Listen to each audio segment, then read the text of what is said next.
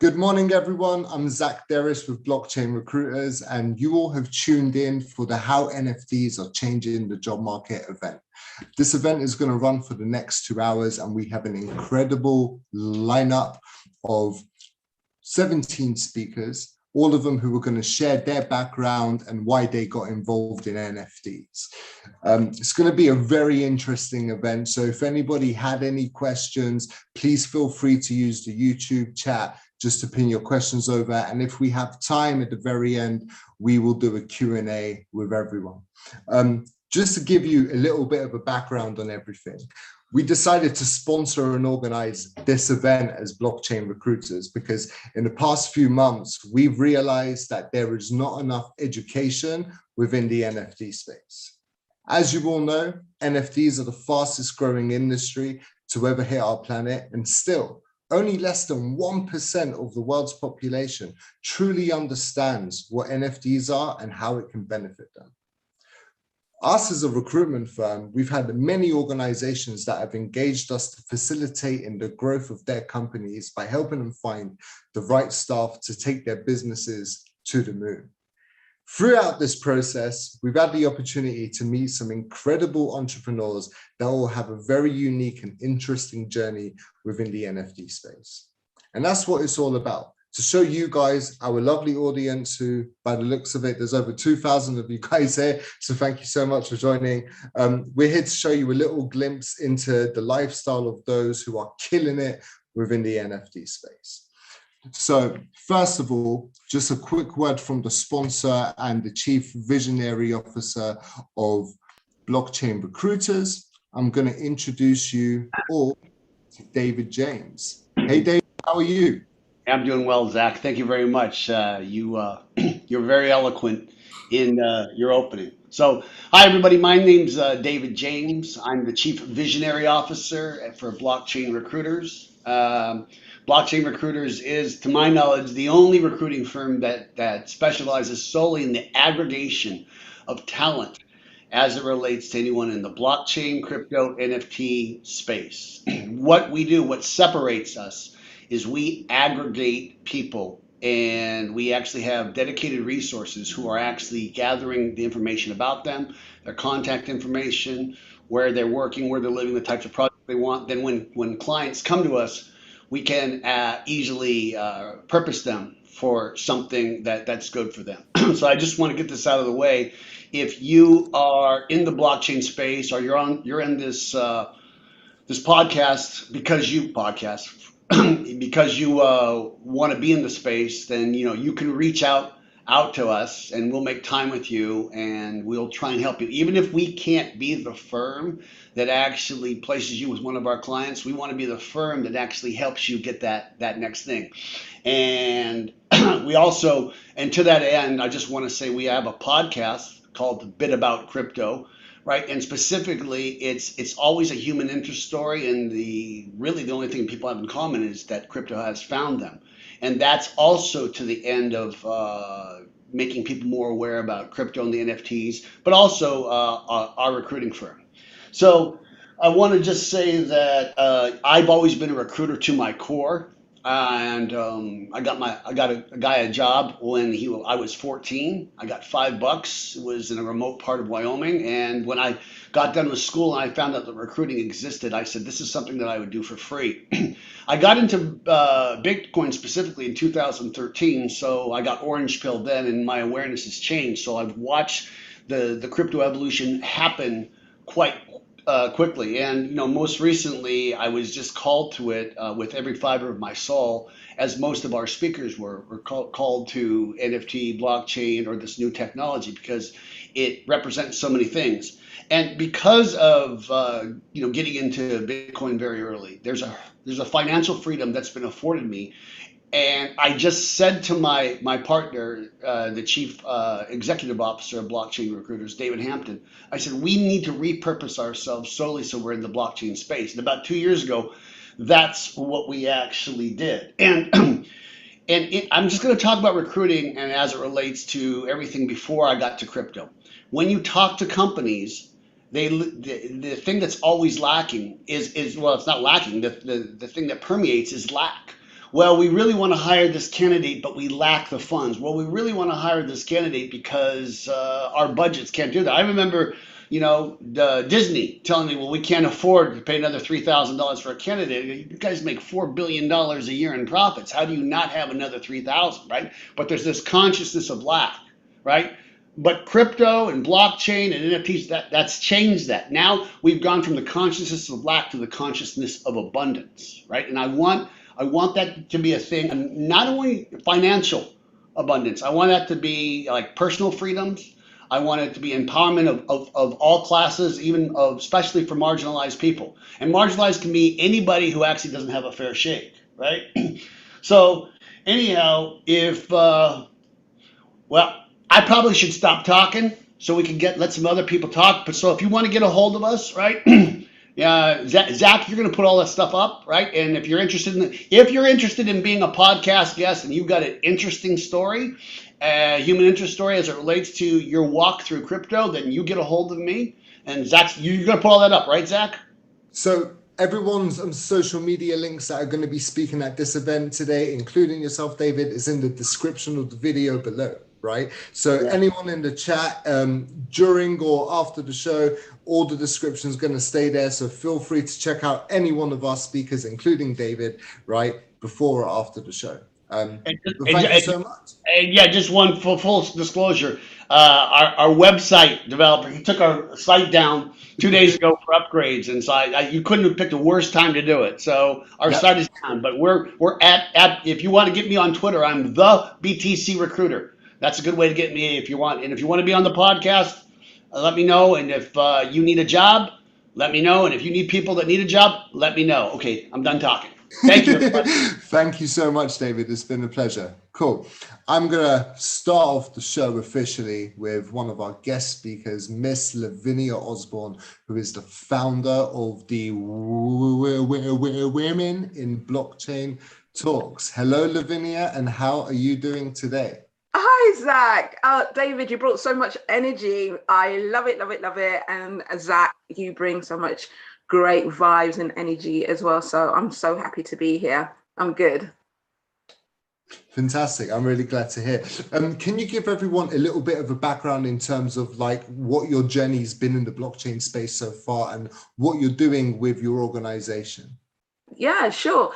So as Zach said, I'm the host and the founder of Women in Blockchain Talks, which is a platform that promotes and advocates the use of blockchain, so mass adoption. But we're also about amplifying the voices of women in the space because the data speaks for itself, and not just women, marginalized groups. And as David touched, that's just anyone who hasn't had a fair shake. In doing that, I promote dynamic women who are already in blockchain because representation matters. And if you see people who look like you, sound like you, come from a background similar to you, it is encouraging and inspiring to make you think that perhaps blockchain can be for you too. And then the other two key elements, is that it's educational and events, because events help people to network, and when you network, you connect with people, and when you connect, you can collaborate and create and just make an impact in the world. And the world is the metaverse that we're creating at the moment. And it's very important that women's voices, marginalized groups' voices, are part of the conversation, so that there is a difference from what has been to what is being created. My background into the space, I was in financial well-being, money mindfulness, so not a CPA or IFA, independent financial advisor, just talking to people about their relationship with money. And of course, if you talk to people about their relationship with money, you're going to touch on the past, the present, and the future. And of course, blockchain is the future of money, work, and business. Fantastic. That was a beautiful introduction. I really appreciate it. Can you tell everyone, what are you currently working on? Sure. So we just celebrated 2 years of Women in Blockchain Talks. We had to pivot online when the pandemic happened. And, it's been a bit of a slog, but it's been amazing as well. I love this space. I love the energy. I love the potential. So we just celebrated 2 years. And of course, NFT is blowing up. And I personally have a strong interest in NFTs. But on a business perspective, the reason why I feel so strongly about NFTs is because within Women in Blockchain Talks, we launched a campaign, 50,000 women into blockchain by 2023, attracting them, enticing them, reaching out to them. However, I believe NFTs are an easier pathway, a more creative pathway for people and therefore women to come into the space.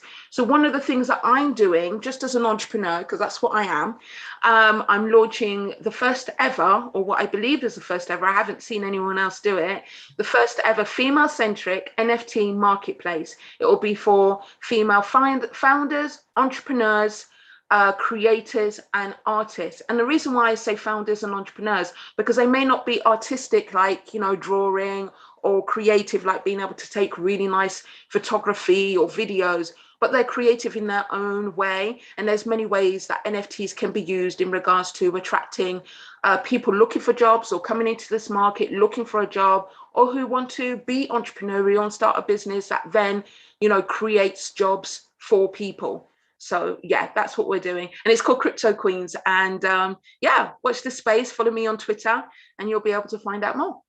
That's fantastic. As I said earlier, everyone's links for social media and Twitter and everything is in the job description. So if you would like to get in contact with Lavinia and find out more about Crypto Queens, use the link in the description below. That was a great answer. Can you tell me, right, how do you, in your opinion, explain what the metaverse is? To me, okay, so if you want to know like exactly what the metaverse is, it's an alternative universe. So think of it like gaming, but on another level, right? So the metaverse is introducing, or it's an amalgamation of the Internet of Things. So it's not just you sitting in front of a screen with your friends, you know, with the what would you call it? I don't do gaming, with the things that you hold in your hand. What do you call that now? The thing that you play with the games. What, like a game device? Yeah, exactly. Sorry. Okay, right. Oh, it's like a Game Boy or a Nintendo Switch or something like that, right? Yeah, I don't do games, sorry. So instead of just watching the screen, you'd be like maybe putting on something like glasses that will take you into that space. And, you know, I think the metaverse is an opportunity. It's a paradigm shift of, as I touched upon, what was to what can be. You know, it's like being able to create your own euphoric sort of environment, so to speak. And then also I explained it to a friend. I said, like, if you have like the pandemic, what it did, it shut everybody down, right? So it showed us what was possible. Everybody jumped online, right? Everybody was using Zooms. So can you imagine, instead of using a Zoom, for example, a birthday party gathering, you're going to a restaurant, right? Yeah. And this restaurant, you're sitting down, you're seeing each other, you've got your Oculus on, perhaps, and you're sitting down for dinner, and you have an actual menu from a restaurant, and you're buying. And when you buy, either it's going to become a token that you can use in real life, or you're going to have that stuff come to your house, you know? So you're not only interactive with your friends from all over the world for your birthday dinner in this metaverse, but you're actually transacting in real life, you know? And that to me is what the metaverse is about. And that's quite amazing, especially when we've seen the impact of not being able to be together because of, you know, because of the pandemic. Fantastic. I really appreciate you joining us today. Thank you so much, Mr. Lavinia. And again, if anybody would like to get in contact with this fantastic person, use the links in the description. Speak to you soon. Thank you. Thank you. On next, people, we have, well, I have a personal opinion, but it didn't make sense for us to have an NFT event if we weren't going to invite one of the founders of an NFT marketplace, right? And I'm really lucky because this guy shares a name with me, so obviously I'm going to choose him. So I'm introducing Zach Burks, the founder of Mintable app. Hey Zach, thanks for joining, man. So how are you doing? Hey Zach, I'm doing good. How are you? I'm very good. This has been very interesting, and I look forward to everyone else that's been coming on. Can you give everyone a very deep background in terms of how you got involved in blockchain? Because I know that you've been coding the majority of your adult life, right? Yeah. So, I'm kind of lucky. I found Bitcoin back in 2012, 2013. Of course, I didn't know what it was, just like everyone else when you find it. But I ended up joining the military after that, and I kind of took a break while I was in the military for a little bit. But during my time in the military, I went back and started looking into crypto. And I went full time into crypto in 2015, 2016 as a smart contract developer. At that point, I was doing smart contract development on Ethereum, making things for different projects. 2017 rolled around and I found NFTs. And this is where things really, kind of connected for me. It wasn't a conscious decision, but after 2017, I've only worked with NFTs. So if you've interacted with the NFT at any point, there's a very good chance that you've interacted with code that I've written. I've done a lot of things for the NFT space, whether it was, we created the first batch Mintable NFT back in 2017, 2018. Mintable obviously was the first platform of its kind back when we launched in 2018. I've created gasless minting. I created ERC 2981, which is the royalty standard for NFTs. I've also worked with the Ethereum Foundation to create printable series and to optimize the 721 contract. So there's a lot of things I've done. I've created the first DAO that runs off of NFTs. If you've interacted with NFTs, you probably interact with code I made. And so that's a little bit about my story. As I mentioned, Mintable is 2018. And so I've been running Mintable since 2018, almost 4 years now. Amazing, man. I really appreciate that introduction. Can you tell us, Zach, what kind of things are you guys currently working on? Yeah, so Mintable is an open marketplace. So right now, if you have a Bored Ape, or if you have a Mutant Ape, or if you have any kind of NFT World of Women, and you go over to Mintable, you can see it, you can make comments on it, you can, interact with the seller, make offers on it, you can buy it with a credit card, or if you're a creator, you have the most flexible options to create an NFT. So whether you have, you've never interacted with blockchain before, you can still make an NFT on Mintable for free, whereas anywhere else you would not be able to make an NFT because it requires that you submit a transaction. So it's very flexible. You can do a 2 GB 4K video as an NFT, or you can do a 5 MB text file as an NFT. It's up to you. And you get to choose where the data is hosted. You get to add all this cool customization, and then you get on-chain royalties. So that's kind of what Mintable does now in a nutshell. We're a place to buy, sell, trade NFTs. And yeah, we try to be the central shop to look at your NFTs, to explore NFTs, to comment on NFTs, etc. Fantastic, man. I remember from our previous conversation that we had, you told me that in the past year, the majority of the growth that you guys have had as an organization has been in the past 18 months, right? What has been a big contribution towards you actually being able to find the right staff to help you in the growth of Mintable? So it's really important that we brought on a head of people. That we thought was, we started off earlier this year, and we were trying to hire. I would be doing, interviews and trying to set up things myself, looking at resumes myself. And look, I'm a technical guy. I'm not an HR person. I don't have years of experience finding, the top talent. So obviously we needed to bring someone in to, who has that experience. So we brought in a head of people. And she's absolutely amazing. She was a recruiter herself, right? And she's, built up an HR system. And we went from, after we hired her, I think we had 12 or 13 employees, and now we have 32. And it's only been about, 3 or 4 or 5 months. So it's been a very rapid scale up when you get the right person on board to your team. We have utilized recruiters as well. And, recruiters are, a good option.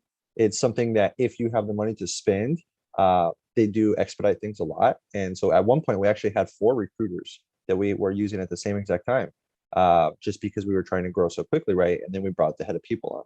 So I think it's important that you have someone on your team that really knows what they're doing HR-wise, or you outsource that to a recruiting agency that really knows what they're doing as well. Is there anyone in particular you could recommend? Maybe. I don't know. No, blockchain Yeah, recruiters. If you're looking, I mean, I'll give you guys a shout out because it's true. If you're looking for a blockchain person, there's no reason not to use blockchain recruiters. In fact, you probably should, especially if you want a decentralized and robust, global team. Then finding someone, maybe in San Francisco or maybe in China, these are things that are not easy to do, and so you really do kind of need to have that recruiter on your side to help you out. So if you're looking for that global team, then yeah, you should definitely be using something like blockchain recruiters. Very kind of you, man. Thank you so much. Last thing I want to ask, right, is to anyone that's interested in getting involved in the NFT space, right, what advice could you give them? However, based on you guys being an NFT marketplace, what advice could you give to an artist that's interested getting involved in NFTs? So traditional artist. If you wanted to get involved in, say, parkour, or if you want to get involved in, golf, and you've never done it before, there's an on-ramp period where you have to learn about parkour. You have to learn about golf. You have to buy the equipment. You have to get into the community, right? When you go to the golf course and start talking and interacting with people, it's the same for NFTs.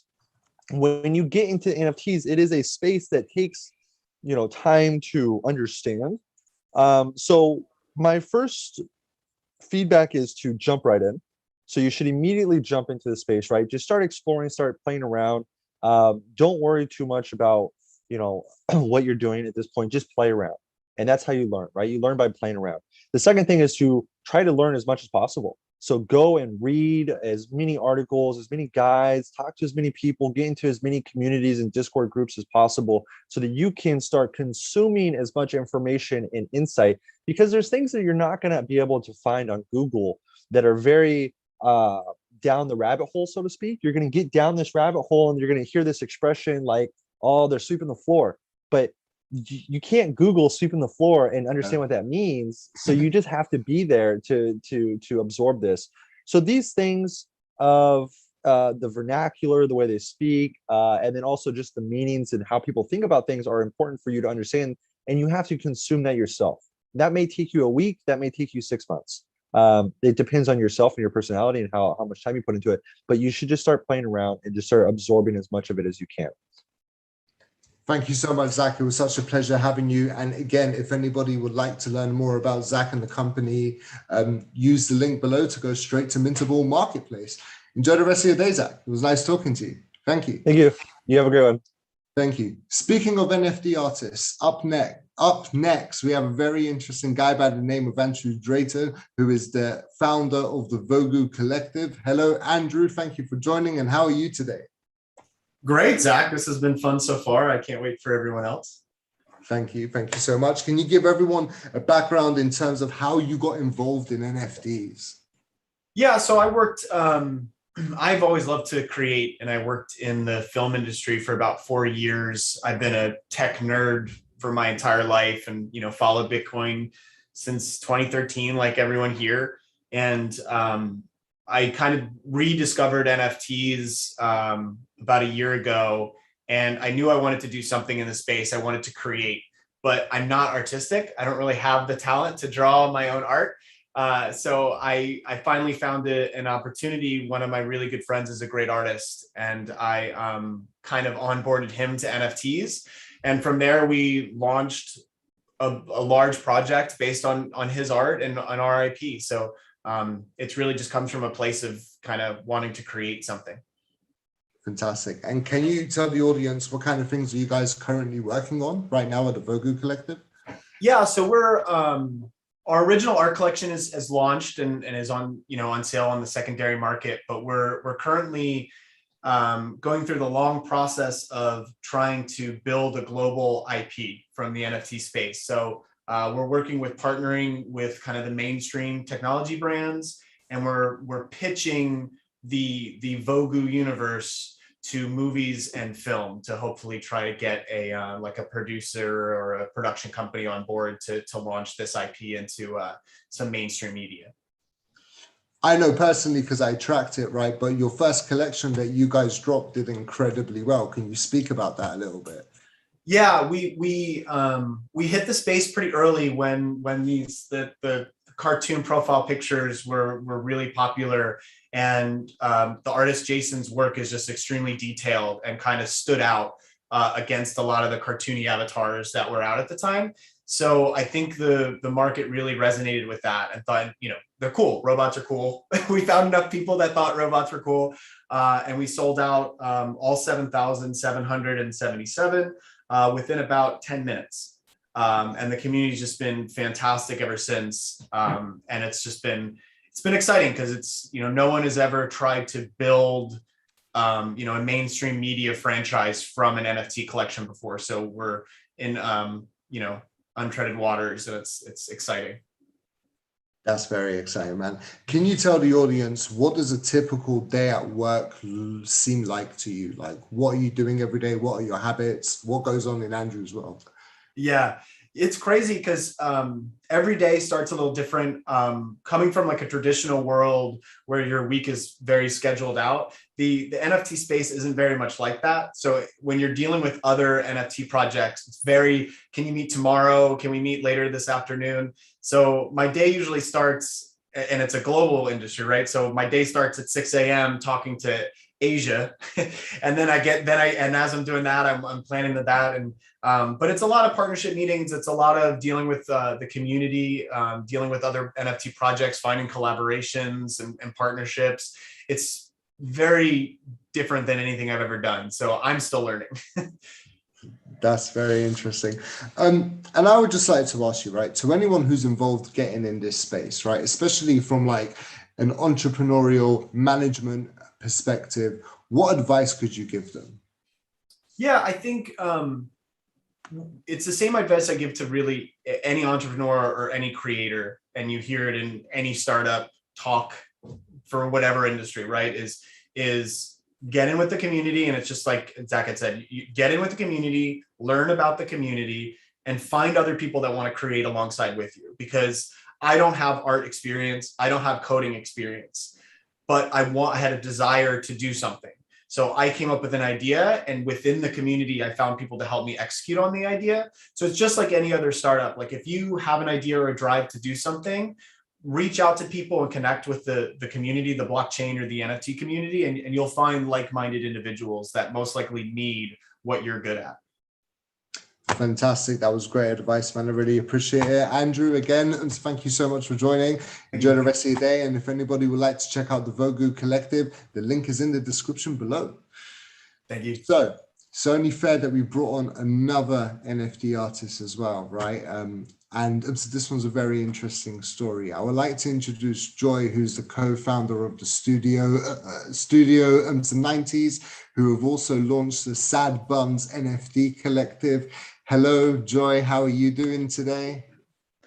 Hello, Zach. I'm doing well. And I want to just say hello to everyone who made it to this live stream event today. I know that there's been so much work and energy that's been put in from the organizers of this event. So I just wanted to say thank you. I'm so grateful to be here. Yeah. Thank you. We've actually had a really good turnaround. It's really cool that we get to really... Oh, the internet broke out. I interrupted. Oh, no, it's fine. It's fine. It's fine. Yeah, no, we've actually had a really good turnaround. I just checked on the YouTube channel, there's about 478 people there, and on via the LinkedIn we've got another like 500-600 people, which is insane, right? This is exactly what we want going into the metaverse, more people educating themselves and learning about this. So could you tell everyone, right, how did you get involved in NFTs, Joy? So the way that Jonathan Kazumba and I got into NFTs actually started with us catching the news early enough for us to seriously look at NFTs as something really worthy and interesting enough to take the time to try to understand and learn as much about. And our background, we're both qualified entrepreneurs. We both met at the University of Buckingham undergraduate degree in business enterprise, which is one of the few venture creation programs of its kind offered at an undergraduate level. So fundamentally, from the practical types of skills that you would require to set up a business, we were both trained in. And so therefore, something like NFTs being presented to us both as these opportunists always looking for the next way to really pursue something interesting. NFTs in our puzzle prior to entering into NFTs, we were very focused on new concept, luxury good product development, as well as luxury fashion, garment creation, and so on. But of course, in light of all of the turmoil that's been going on a global scale to do with supply chain disruptions and whatnot, it made most sense to us at the time too, and the time where we formally shifted to move from being in the physical goods to moving exclusively assets was in June. And ever since then, we have been full-time NFT.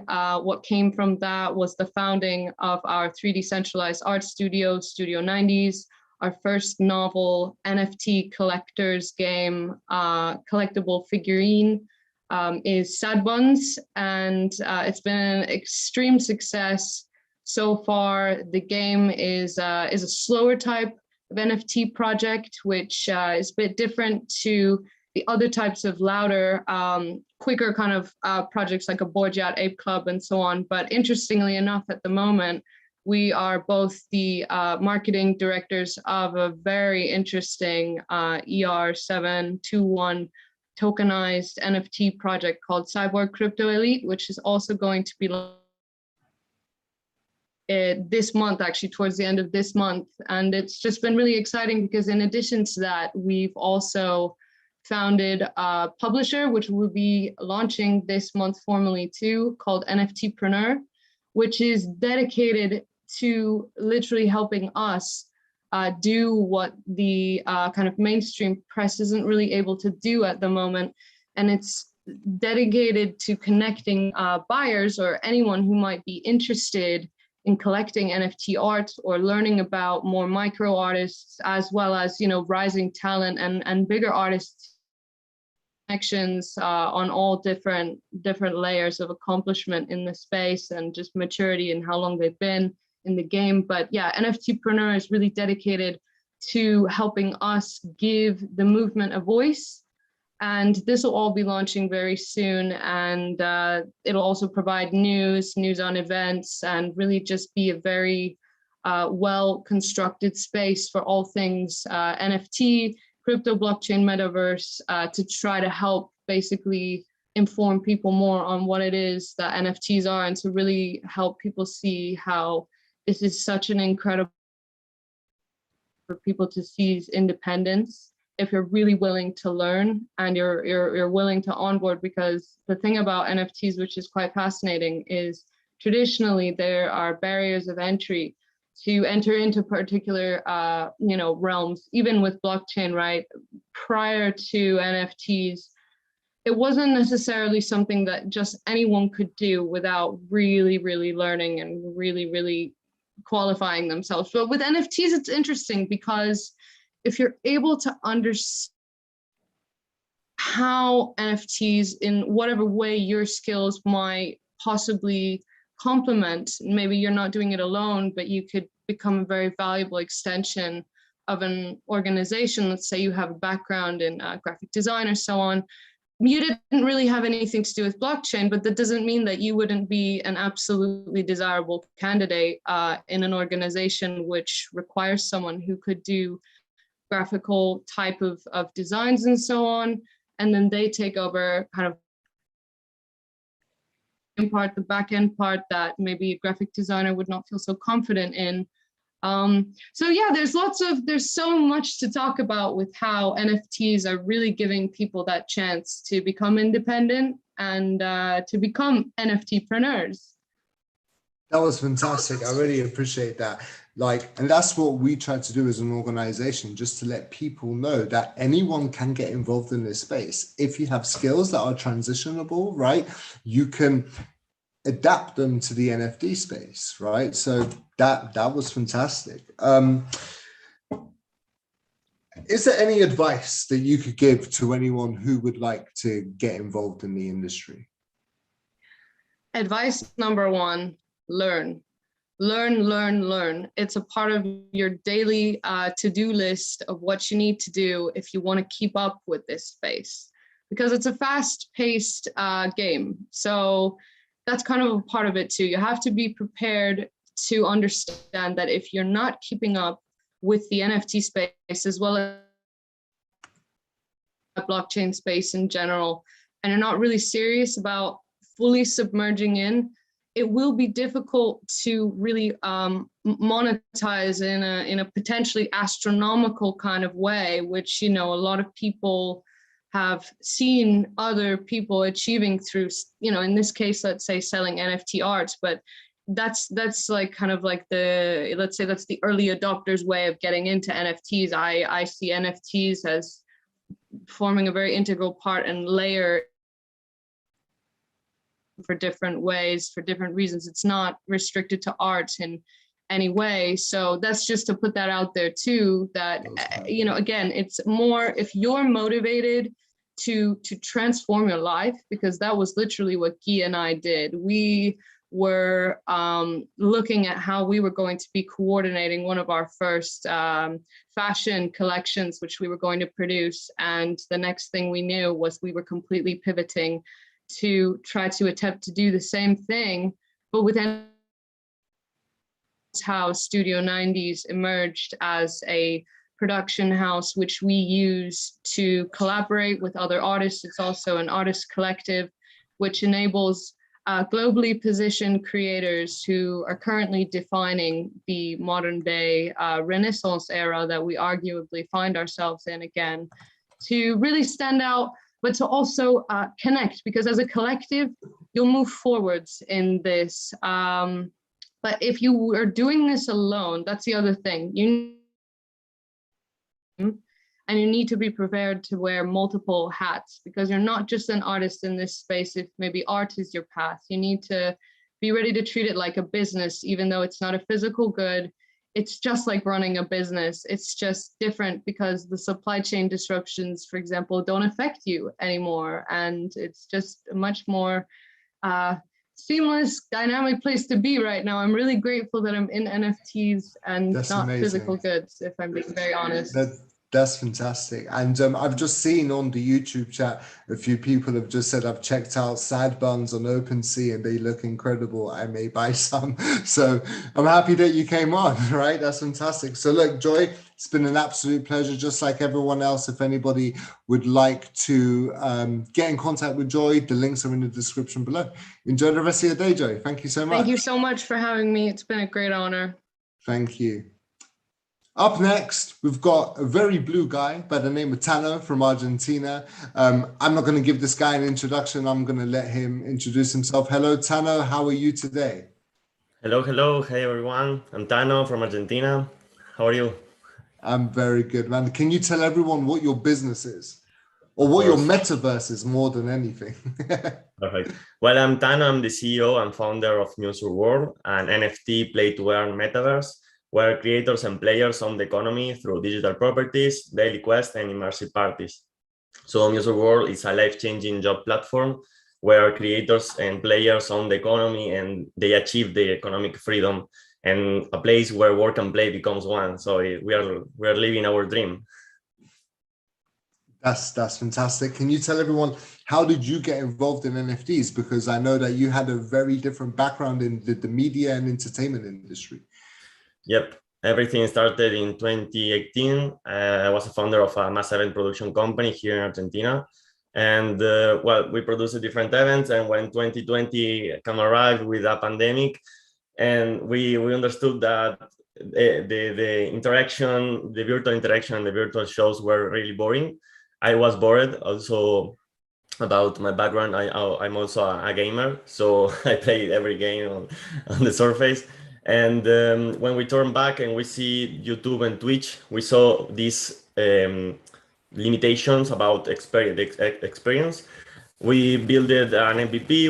We did a show with a Brazilian DJ. It was an epic moment. It was very similar to the Travis Scott show on Fortnite. So you can enter with your avatar, interact, have mini games, chat, and explore a super show and immersive experience. But we understood in that moment that the problem was bigger. The problem was that creators are monetizing very, very badly their content on YouTube and Twitch. And also the players are paying a lot of attention on video games for nothing change. So with these two problems, that was bigger about that the immersively and or the boring of the experience, we understood that we had to put blockchain, but we didn't know how to do it. So we understood that was the first moment of talking about blockchain or NFTs. And in this year, and on the start of this year, Axie Infinity exploded, and they showed to us how to do it. And we started to develop, to attach to this solution, a play-to-earn solution. So that's why Muse World is an NFT play-to-earn metaverse. And well, you have to buy your avatar. You have different customizations like your skin, vehicles, pets, and different things. And with this avatar, you have like a mining power. And each day you have a daily quest that you have to do. And this avatar have a party contract with a party. And this party is owned by the creator. So that's about the experience. And we have different quests. Everything will be super immersive and fun, of course. A lot of the audience may not actually understand what an NFT play-to-earn platform is. Can you explain a little bit more so people can understand how it works? Okay, so you have to buy an NFT. That's why NFTs, and everything is an NFT. So everything will be your own asset. It's not owned by the metaverse. That's why we are decentralized. And the play-to-earn system is like a gamified staking, for making a fast example. So you with your avatar and all the customizations, you go and play, and if you win this daily quest, you earn. So that's the moment of play and earn. Very, very simply. Fantastic. And can you tell everyone, what are you currently trying to do within your metaverse right now? What's the next step for you guys? Okay, the why, first question, is because I saw the problem. The pandemic hit it to me. I also was a music manager of 4 artists and also 1 streamer. Not anymore, but by the times that Muse World needs. But when with my artists, we turned back and we saw Twitch and YouTube was really bad, the monetization, and everything was about working for nothing change. It was why. And also my girlfriend, it's an artist. That was a really important thing. And also my brothers are, if I go downstairs right now, they are playing Axie Infinity and earning money. Also, some of my friends, they are playing Axie Infinity and earning money. Here from Argentina, everyone is playing NFT games. So I see a revolution, and I want to be part of that. We are talking about this in every conversation here in Argentina. We talk about NFTs, we talk about play to earn, and how we are disrupting the world and being like, it's a redistribution of the money, because we can be part of the distribution of money that Europe or USA can achieve. You know, we can be part of these tokens, you know, and so it's really interesting and it's super powerful to Latin America and Argentina. That's fantastic, man. I'm really excited to see what's going to happen in your metaverse. I know that I'm going to get involved. So if anybody's interested in hopping onto Muse World, click the links in the description below. Tano, thank you. Enjoy the rest of your day, and we'll speak soon. Perfect. I have sent it the links on the chat on YouTube, so you can follow me, follow Muse World. Yes, he did. Let's connect and build the future. Let's build the future. Thank you, Tana. Enjoy the rest of your day. Thank you. Bye, mate. Up next, we've got 2 guys, co-founders of GDGC Enterprise, who are one of the first companies, if not one of the only companies to my knowledge, to bring the luxury goods industries over to NFTs, right? I am introducing Diamante Zaba and Gregory Gadsden. Gregory and Diamante, how you both doing? Doing good, I had to doing get good. off. I had to get off mute. I had to give them a drum roll and a clap. These guys, I'm so excited for you guys. Okay, I'll shut up now. Thank you so much. Appreciate it. So, is Diamante on? Is he here? Yes, he is. Yep, I'm right okay. here. Gentlemen, Just thank you guys making for sure. having us. Thank you so much. Diamante, you want to So, start? yeah, absolutely. So yeah, like Zach had said, my name is Diamante Zarba. I am managing principal at GDGC Enterprises. We are one of the first, if not the only, companies tokenizing luxury physical assets. So what we do is we use the IPFS protocol to attach it to verifying documents to forever let physical assets live in the metaverse. So we see the metaverse in a little bit differently, in a different interpretation than a lot of other companies out there. We don't see it being a parallel of the physical world. We see it being more of an extension of the physical world. In the metaverse, in our mind, it'll be nothing more than like I said, an extension of the physical world. So Greg, do you kind of want to go over what we've kind of been working on in the last 7 months? Yes, absolutely. So about 7 months ago, we concocted and came up with the idea of taking an item that we had, a one of three Kobe Bryant signed Hublot watch. It was rose gold and one of only 3 that was produced by Hublot. It was a special collection that they had done for special holders of Hublot watches. So the CEO allocated it out in private sale, and we actually became owners of one of them. And we didn't want to go the traditional route. So we looked into certain methods such as Sotheby's, Christie's, normal auction house.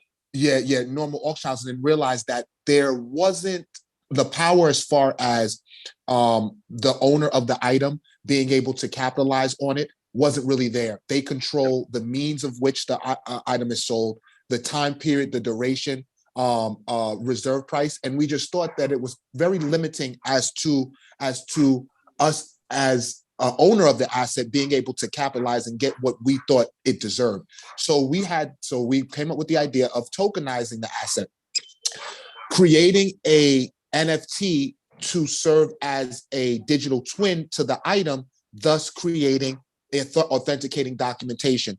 As we all know, in the luxury asset marketplace, is fraught with fakes, phonies, bad actors, just a number of different things that can make authenticating items in this space very difficult. So what we do is we do the legwork, we authenticate the items, create an NFT digital twin of it, and then use that as the authenticating documentation or a certificate that your item is what it is.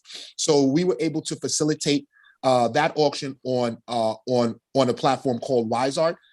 They are a subsidiary of WiseKey, a publicly traded company based in Geneva, Switzerland, which is interesting because they actually have the contract with Hublot to install their semiconductor technology into their watches. So there were a lot of synergies as far as us collaborating with them. So that was what GDGC was able to do and create a model and proof of concept. And now because of that, we have a number of different items coming down the pipeline. Yes. We have Picassos, Frida Kahlos. We have some more luxury timepieces. We have jewelry. We have a number of different items in this space that we are in the process now of tokenizing and making available to be auctioned off in a number of different marketplaces. That's so exciting, man. Can you name a few of the marketplaces that you're currently going to put the stuff on? Yes. Well, So what we'll be doing, is we're actually in the position now of exploring our options, because as you know, Sotheby's has released the metaverse. They've been very aggressive in their push from the physicals into the digital. So in an ideal world, we're not competing with the Sotheby's. We're white labeling our software and our technology onto other platforms and other marketplaces and providing the GDGC marketplace backing. So right now we're in a position and have the intention of curating and packaging our own marketplace to be white labeled to other companies and other current auction houses. And with that being said, that leads us to our next, that'll be our next auction coming up in December or January. Hopefully we'll release more information shortly, but a very big auction house out of New York not one of the big two, but another one out of New York, will likely be one of our partners for our next piece. So stay tuned. Fantastic. That's super exciting, guys. I'm super happy that you both joined today to share your love with NFTs with the audience. Thank you so much. And again, if anybody would like to understand more about the luxury collections that these guys are dealing with, click on the links in the description below. Enjoy the rest of your day, guys. It's been a pleasure. Thank you so much, Zach. Thank you. Appreciate you. Thank you, man. Appreciate you. Thank you. Thank you. Okay, up next, right? This one is very interesting to me personally, because as a recruiter, we always try to find anyone who has brought their traditional environment, whatever they learned at school or college, over to the NFT or crypto world. And this particular individual doesn't really need any introduction, apart from the fact that she's an architect for the metaverse. Hello, so hi, so Fatima, thank you so much for joining. So how are you doing today? Hi, everyone. Hi, Zach. I'm doing great. Thank you for having me. It's a pleasure to be here, and I'm happy to share. Yeah. Thank you so much. Can you give everyone the background in terms of how you got involved with NFTs? Because I know that you didn't plan to get involved in this industry.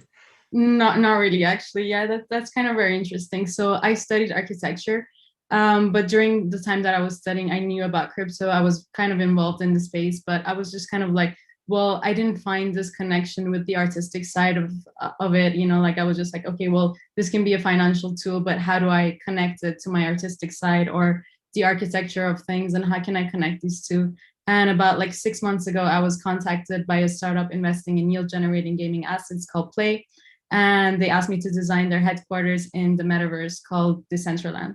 And that was kind of just the point where everything clicked and I got into it, you know, so it was just like, okay, well, this is so interesting. This is so cool. I mean, I don't want to be doing things in the real world anymore. You know, like the metaverse is a place full of opportunities for designers and artists. And it's just like something that can help you push the boundaries of design. And just, it was so fascinating. So that's how I got in.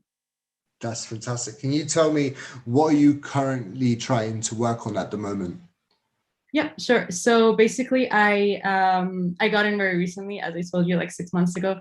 So I've been working freelance, designing in the metaverse, and also I did a collaboration with a contemporary dancer where we released a series of works in which we had like these photos of her and me creating the space that was like as NFT art.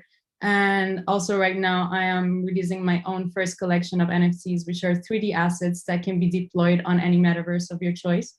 So basically what I would be creating is the 3D scenes or the assets that would be deployable on the metaverse.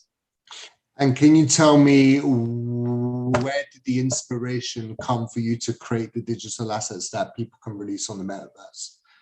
Yeah, definitely. I mean, like, I think that it was just kind of like, I saw a lot of NFT works and I definitely wanted to be in there. And I was just like, well, I don't want to do something that doesn't really have a utility to it, you know? So I was like, okay, I want to give it that extra step of like having a utility and something that people could actually do something with, right? So the NFT work that I do was kind of like, okay, well, how can I give it that utility? I'm an architect, I'm not just a designer. So what I can do is I can create my own designs, I can create my own spaces. And what people would do is use them in the metaverse for whatever thing they would need to do. For example, let's say you're an art gallery and you want to push your work to the metaverse. What I would do is I would design that for you. But instead of like working together and having like a one-to-one project where if you don't have the budget for that, you could just buy my NFTs and deploy it on your metaverse.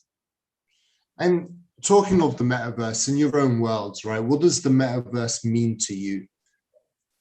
Cool. Yeah, I think to me, the metaverse is just like this parallel, decentralized world that it's full of possibilities. It's a place where it's not just a place where you like walk around or chat as we were discussing, like with your friends, which is obviously great. And it helps a lot during the pandemic as well, with a lot of people like not being able to connect with people one-on-one. It was really great to have that option. But I feel like it's a lot more, it's a lot bigger than that. For example, what we're doing with the play to earn as well, or different kind of projects. I feel like it's the future, and it's a future of monetizing and working, and just the future of how the world is going to work in general. That's fantastic. Great answer. And just to summarize, can you give any advice to anyone who could have been in your position before, right? They could have gone to school to learn like a traditional skill, right? And they're interested in getting involved in the crypto world, the blockchain world. What advice could you give them? Yeah, definitely. What I would say is it is the moment, so definitely do get in. And I would also agree that you have to explore a bit, but you have to also know where you want to position yourself in the space, because there's a lot happening and it can get a bit overwhelming sometimes. And also it's really hard to catch up with it. And so I think that finding out where you want to be in the space can help you like have that focus that can kind of clear out some of the things, so you're not like overwhelmed with information all the time. And also having a mentor is really important, having someone sponsoring you or having someone to like kind of guide you in the way that you enter. There are a lot of people working in that sense right now, like NFT incubators for artists or for just creatives that want to get into the industry. So what they do is basically help you to create your community, which is so important in the industry, and also help you find the way to market your work. And I think that's really important to have.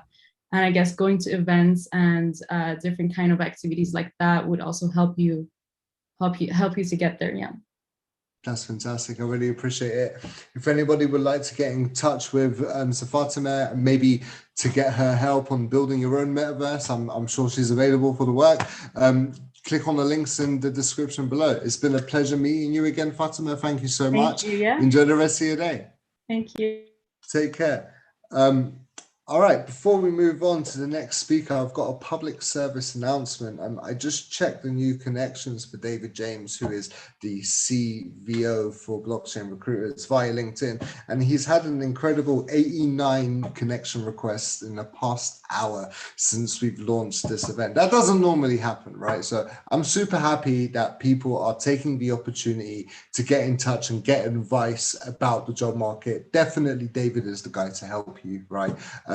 So thank you so much for the 89 plus people, and probably the other 100 are going to do it by the end of the show. So thank you. Off to so Nico Rodriguez, the founder of Metavision Labs. Hello, Nico. Good morning. How are you doing today? Hey, Zach. Happy to be here. Thanks for having me, everyone. Doing great. Thank you. And I also saw that you were engaging with loads of people in the YouTube chat as well. So huge thanks for doing that. I really appreciate it.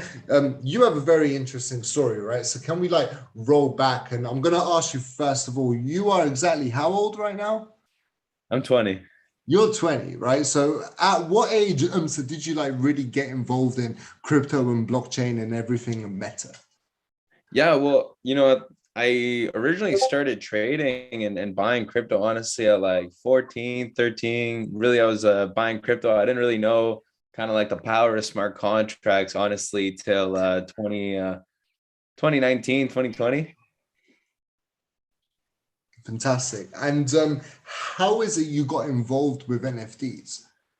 Yeah, so what happened was, it's a really interesting story. So what happened was when all the COVID started, right? I had been living without my phone for about a year. I was out in Victoria, BC, in the middle of nowhere, and you know, I started thinking a lot about about alchemy, right? And how we can actually turn code into gold, right? And I think that's something that a lot of people think about here, right? You know, the fact that you can earn from just writing something on your computer and then, you know, potentially buy gold is like this, like almost like ancient concept, right? So I started doing like a lot of crypto trading bots, right? So I was very into crypto trading bots, and you know, in October of that year, I joined the firm Longtail Financial, and through that, I met Nick Mudge, who is the creator of Avagachi and the creator of the ERC 998. So you know, we got love to the OGs here. I know the Mintable co-founder was here, and you know, he is a legend for sure. Those standards are very applicable.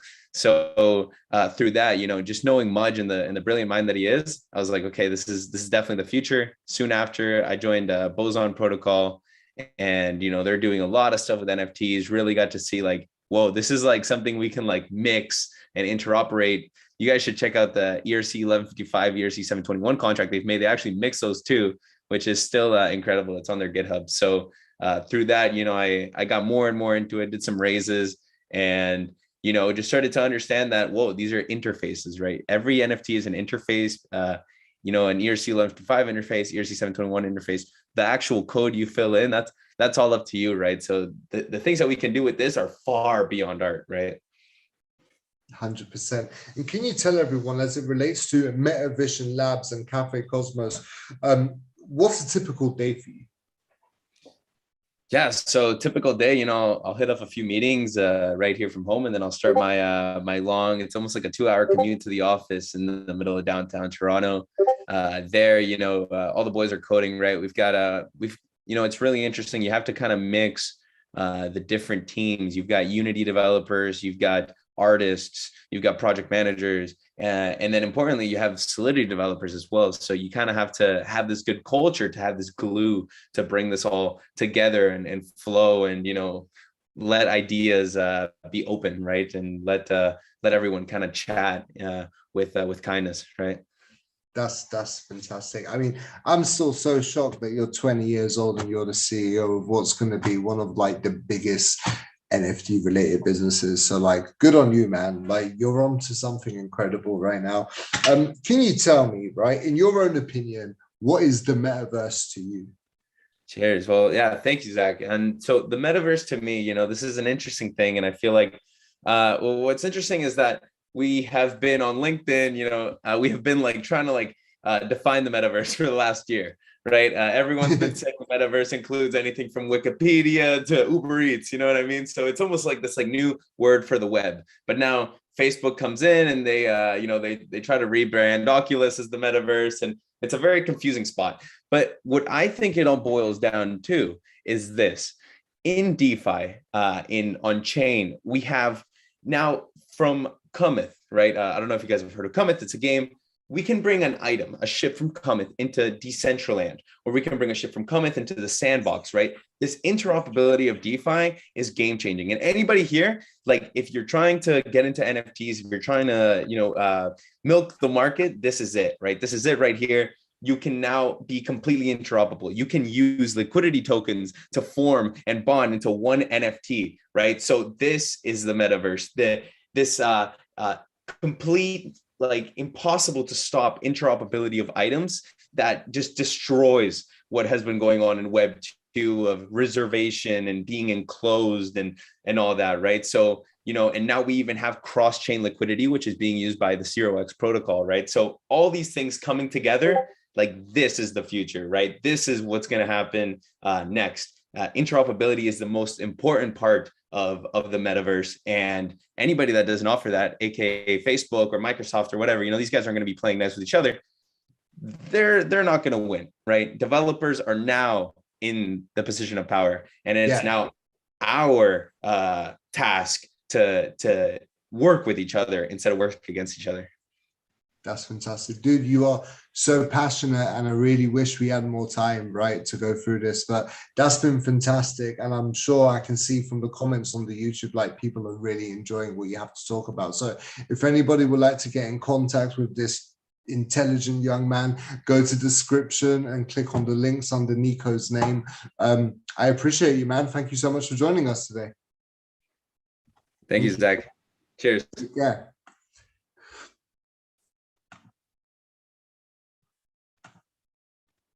Okay, what is an NFT event if we don't talk about utility tokens, right? I'm introducing Steve Wood, who is the CEO of NFTY token. Hello, Steve. Thank you for joining us today. How are you doing?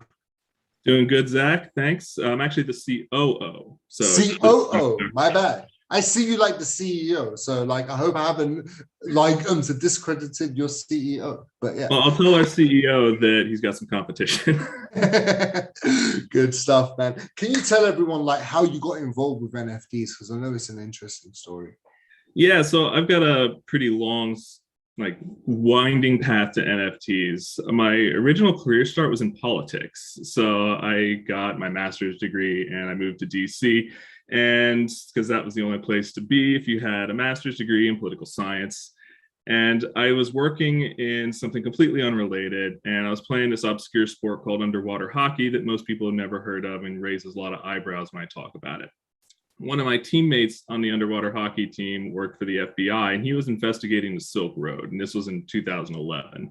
And he told me that I should look into this technology that they're using to facilitate the payments called Bitcoin. I looked into it, thought it was kind of cool, but didn't touch it because it was the black market drugs and murder currency. So I kept an eye on it for a while, and eventually he talked me into buying some. So I picked up some. He's like, you're not going to go to jail if you just pick up some Bitcoin. So I picked up some Bitcoin. And from that point on, I just kind of sat on it, didn't really know what to do with it, just watched. And I followed the entire industry for several years at that point and watched all the peaks and the valleys, watched all the developments come up, and always felt like at some point I was going to end up working in this field because a lot of my friends had started getting into it. I started meeting a lot of people because at that point I'd started moving into technology out of politics. At some point, you get sick of working in DC politics if you have a soul. So I left and started moving into technology and meeting a lot more tech-oriented people. And they were all starting to get into blockchain as well. So I figured that I've been watching this for a while and I've been following the industry. I've got a lot of technical knowledge because before I started doing politics, I was a nerd. Like I started coding websites at age 11. And it just kind of moved into politics because I got swept up in it when I was picking my major. And eventually around 2018, I started hearing about NFTs, and it was in the context of real estate where I started hearing that you could, at some point, probably you could do it at that point, but no one had done it yet. You could buy or sell your home and own the ownership right through a token. And I was really intrigued by this, trying to figure out how the heck could this possibly work, because of most of my background was like in fungible tokens. So I kept an eye on it, and I started at that point I started getting more directly into crypto. I started working with the blockchain country Liberland and started helping facilitate a lot of their back end stuff and their international humanitarian aid projects, which are all powered by crypto. And so eventually I started getting more and more into blockchain, and I was working on my own startup at that point. And COVID killed that startup. It's unfortunate. Some people did really well during COVID. We did not. All our funding dried up. All our clients went out of business, and it was just horrible. So I pivoted and started moving towards the crypto industry because I always felt like I was going to end up there anyway. And it just worked out. Like I reached out to a couple people who were in the space, asking what was going on, if they could, facilitate any connections. And then like less than a month later, boom, I'm like working on 3 different NFT startups. And the one that I'm here mostly talking about right now is NFTY. But I got a couple other ones that are kind of sitting on the back burner. I'm really focused on this one right now because it needs a lot of attention and it's got a lot of potential. And can you just go into a little bit more detail in terms of what it is exactly that you guys are trying to achieve with NFTY? Yeah, so one of the big problems we've found with NFTs, especially with the current utilization, which is what I consider to be the low-hanging fruit of NFTs, art transactions, art sales, PDFs, or GIFs, JPEGs, blah, blah, blah. But there's a lot of really scammy and low quality content. And it's, you see all the people on like Twitter and stuff talking about how NFTs are cringe and how, it's a stupid scam fad because you can just copy paste. Obviously, we know that that's not going to be the final use case. But for the low end, like low hanging fruit, yeah, like you can see where they're coming from. And that results in a lot of scams because people will just go on like Google image search, copy a picture that's really cool, digitize it a little bit, and then throw it up on OpenSea for like 10 ETH or something. And a lot of times those crowd out the really high quality stuff that people put a lot of energy, a lot of time, and a lot of talent into.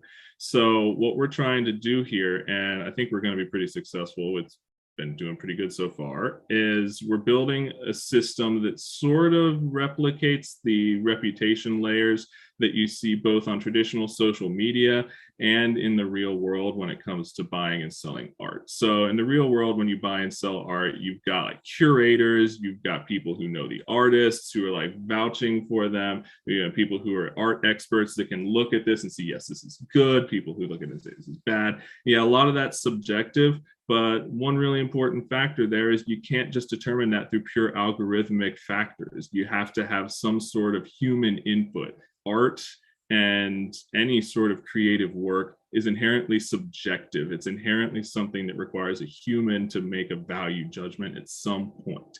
And there's no way to do that with the current way that NFTs are being sold. So the good stuff doesn't really filter up to the top. It may, but that's oftentimes just luck of the draw, or the fact that the artist is already really popular for some other reason. So what NFTY does, it's obviously a utility token. You buy it and stake it. And then by staking it, you get the power to vote on NFTs, similar to how you would vote on like Reddit with an upvote, or a like on social media, or retweet, stuff that, well, now we're going into the algorithmic stuff. Stuff that when Facebook's determining what you see, they take into account all of the various interactions it's gotten and push it up to the top of your newsfeed.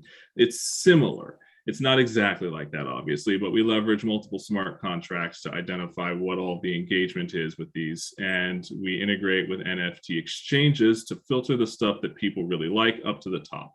And we're also creating jobs with this, because this could be a full-time job for someone. You actually get paid to do this. Everything in blockchain and involves token transfers, right? And those tokens have value. So when you upvote an NFT that sells, the more you have upvoted it. So like if I have 1,000 NFTY tokens and I allocate 100, you have 1,000 NFT tokens and you allocate 200, it sells.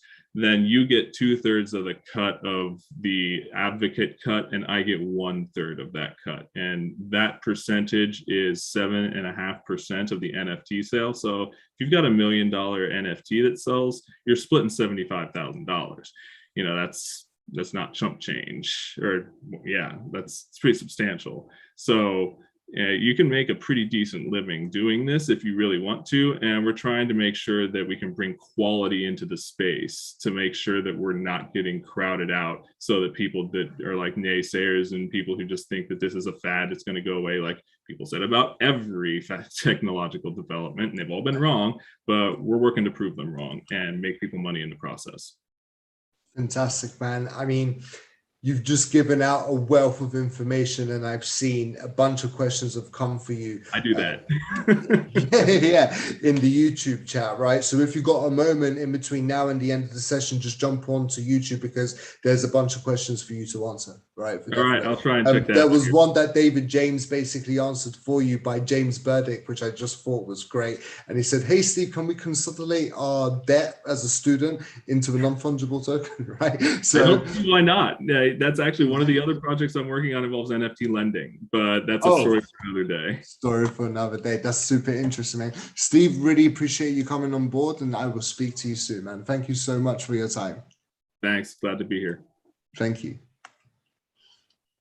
Up next, we have Erin, the co-founder of Valerie Technologies, my bad. Hi, Erin. How are you today? Hello. So happy to be here. I'm really happy to have you as well. Can you give everyone the background and introduction into you and your company and what you guys are doing right now? Absolutely. So I'm one of the co-founders of Valerie Technologies, which is a DeFi approach to open finance and standardized asset valuation. Ultimately, we know that the NFT space is incredibly powerful, but being able to translate all of this possibility and opportunity that's created in this space to the rest of our lives, whether that's just in a more maybe physical realm, being able to take these assets that we own to the bank and have that translate maybe to upgrading our house. That's really what we're trying to help people do. That's fantastic, and that's very important to do. So can you tell everyone, like, how did you get involved with the whole blockchain NFT space?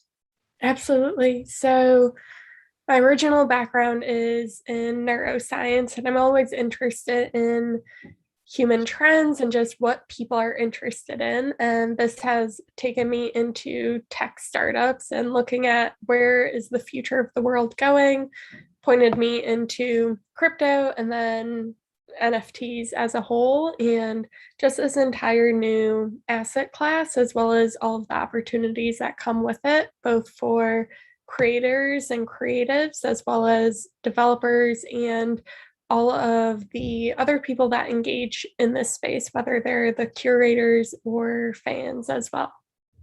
Fantastic. And can you tell me, at your company, Valerie Technologies, what things are you guys currently working on right now?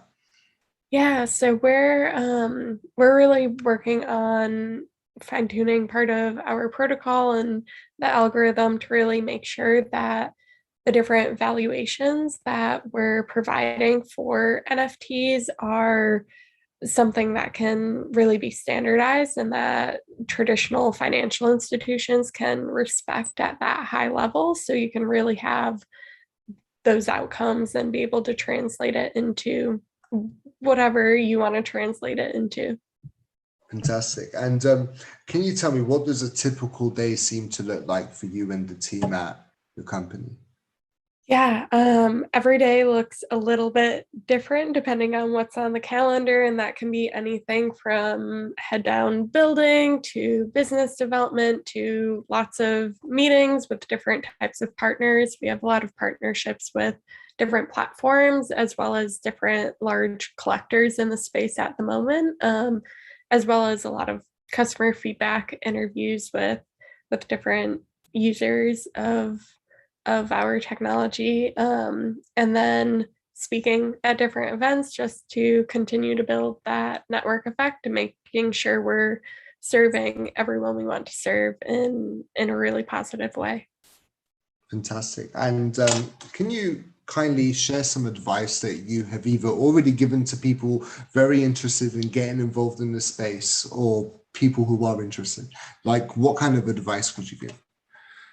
My biggest advice would be to just jump in. I know it might seem a little bit intimidating or overwhelming at first, especially if this isn't your primary background, but the people here are all generally very, very nice and welcoming. So if you have questions, there's a ton of great resources available as well. So definitely just jump in. Absolutely. I believe that NFT is built off community completely, right? So it's important that you said that. Erin, that was beautiful. And thank you so much for joining us today. If anybody would like to get in touch with Erin, please click the links in the description below. Enjoy the rest of your day, Erin. Awesome. Thanks so much. Thank you. Bye. Before we move on to the next speaker, I just want you guys to know we have got 1, 2, 3, 4, 5 more speakers after this, right? So I appreciate everyone that has remained on the YouTube and the LinkedIn and the other live chats, the live streams that we have going on. And if you have any questions for David James, you can find him on Twitter at the BTC Recruiter. That's at the BTC Recruiter. Up next, we have got Brenda Cohen, who is the co-founder of Awarpool, and I know she's very excited to be here today. Hey, Brenda, how are you? Thank you so much for joining. I'm doing well. How are you today? I'm very good. Can you please give everyone a background of yourself and your company, Awarpool?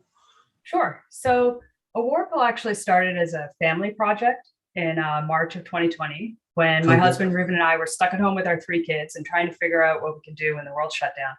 So our kids are really into gaming. So we like the idea of engaging and reaching kids through gaming and esports. So Ruben locked himself in his office and he basically built a full-scale esports management system. Our son, Finnegan, who's a 10-year-old programming whiz, helped him. I built a business plan and a marketing plan with our gaming expert, who is Sam, our 11-year-old. And our 7-year-old, Isla, was actually our art director. And if you look at our logo today, it still has the remnants of her genius, bright pinks and gray colors. So we started as a family business, but you jump forward 1.5 years, we now have a complete marketing engagement tool with a gamification spin. We have 20 employees across the globe, 110,000 active users, mainly NFT and gaming enthusiasts. This week alone, we have 3 campaigns running. We've got a scavenger hunt for Loot Fest, a conference that Ruben's speaking at later today. We have an awareness campaign and gaming competition for Project Vet, who are a nonprofit that help veterans transition into civilian life. And we just finished a campaign with Polydoge to help them win a contest to get listed on OKX.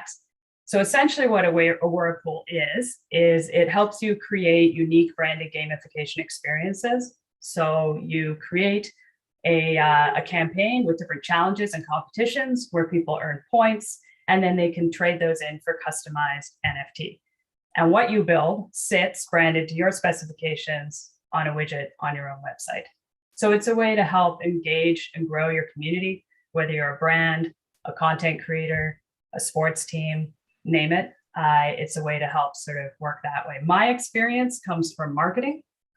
So Awarpool is not the first company that Ruben and I started. We've had lots of ideas and companies over the years. Some fell apart before we even launched. You know, we had an online recipe website we were going to start in 2001 when we didn't even know how to cook. That didn't work. We had a rich media company in 2000 in New York, and people said, what? Who would want video on their website? Are you crazy? So that one didn't work. We were way too early. And then there was Anomaly, where Ruben and his team basically introduced the concept of infrastructure as a service. We were one of the first cloud computing companies. And I remember I used to carry like an elastic band around in my purse. And I would explain to people, this is what cloud computing is. This is where your website is today.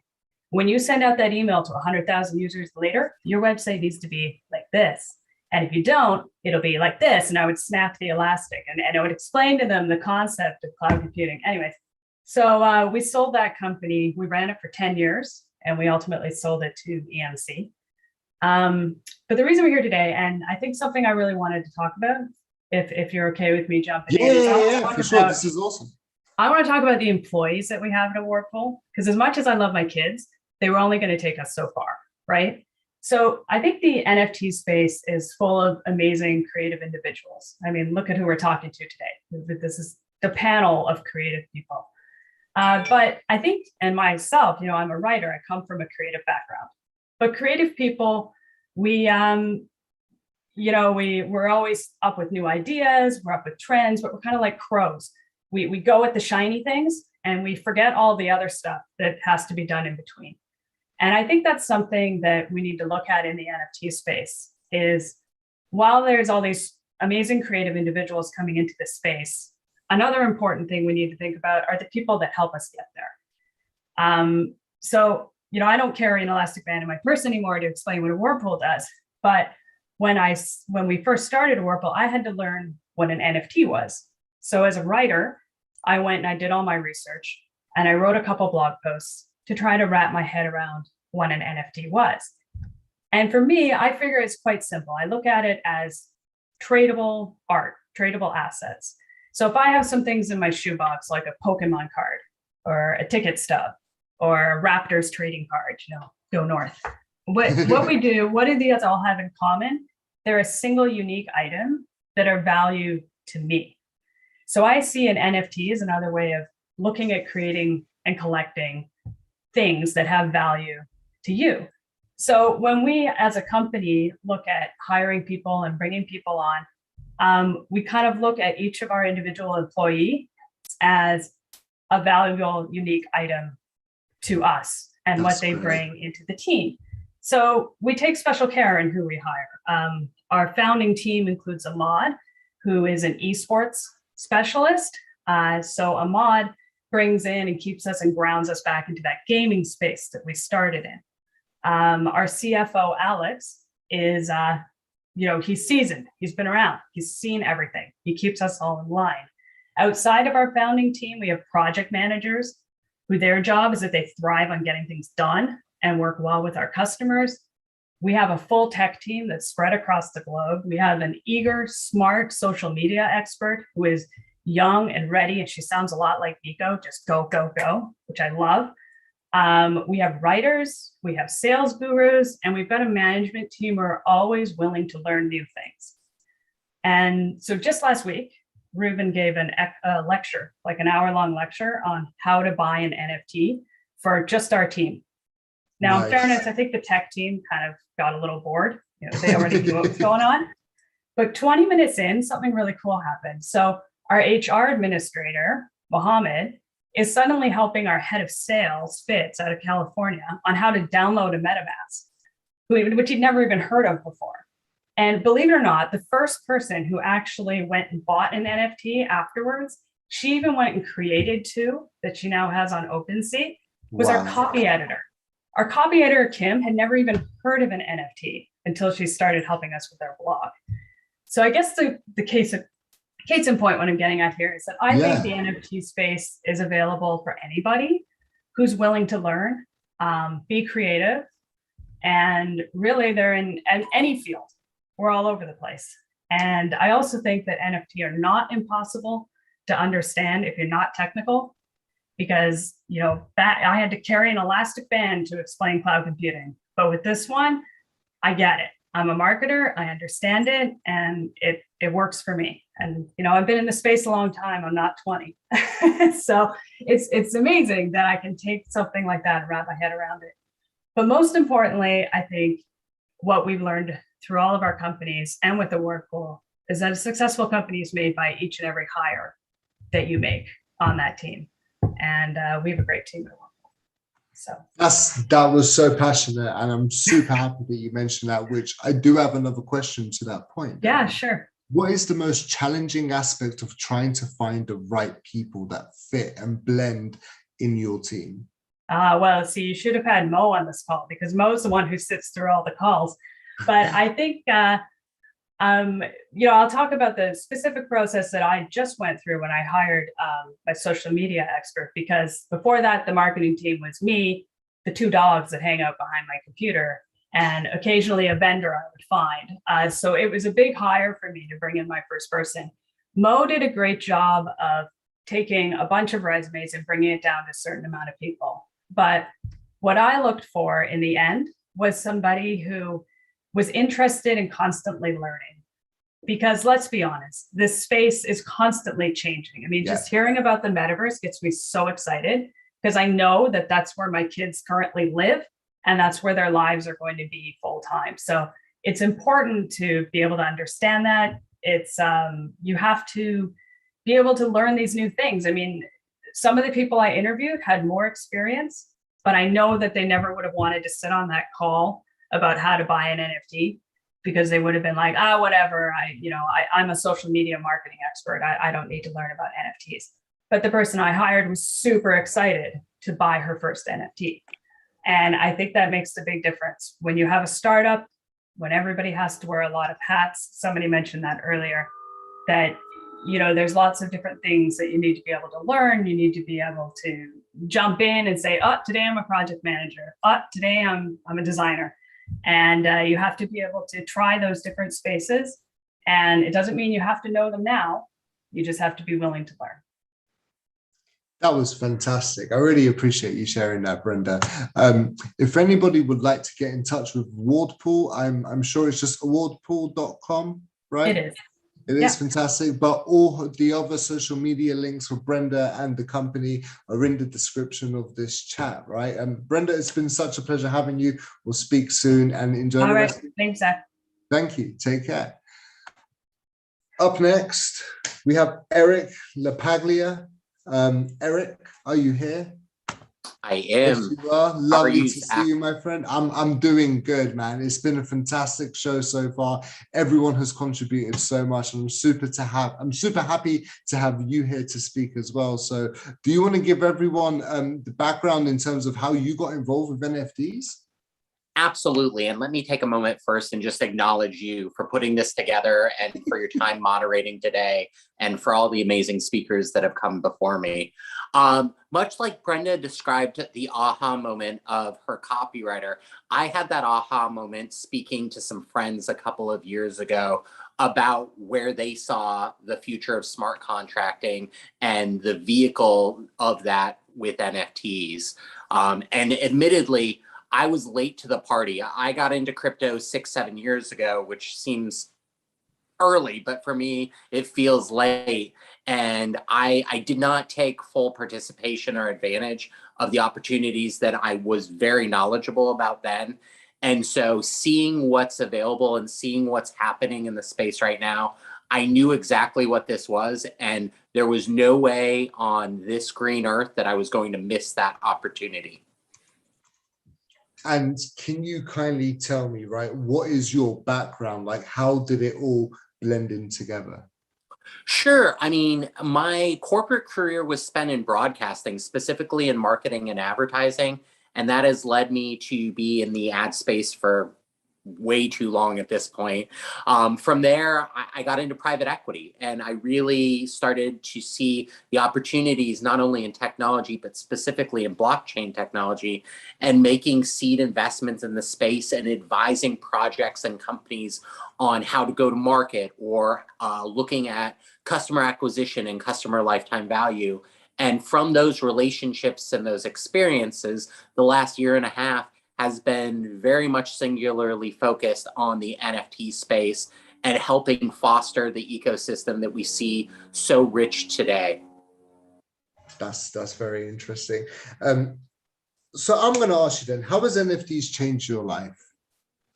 Well, I think it's redefined what success looks like, because the idea of building a business for 20 years and maybe having an exit or a liquidity event, that's been, turned on its head by NFTs.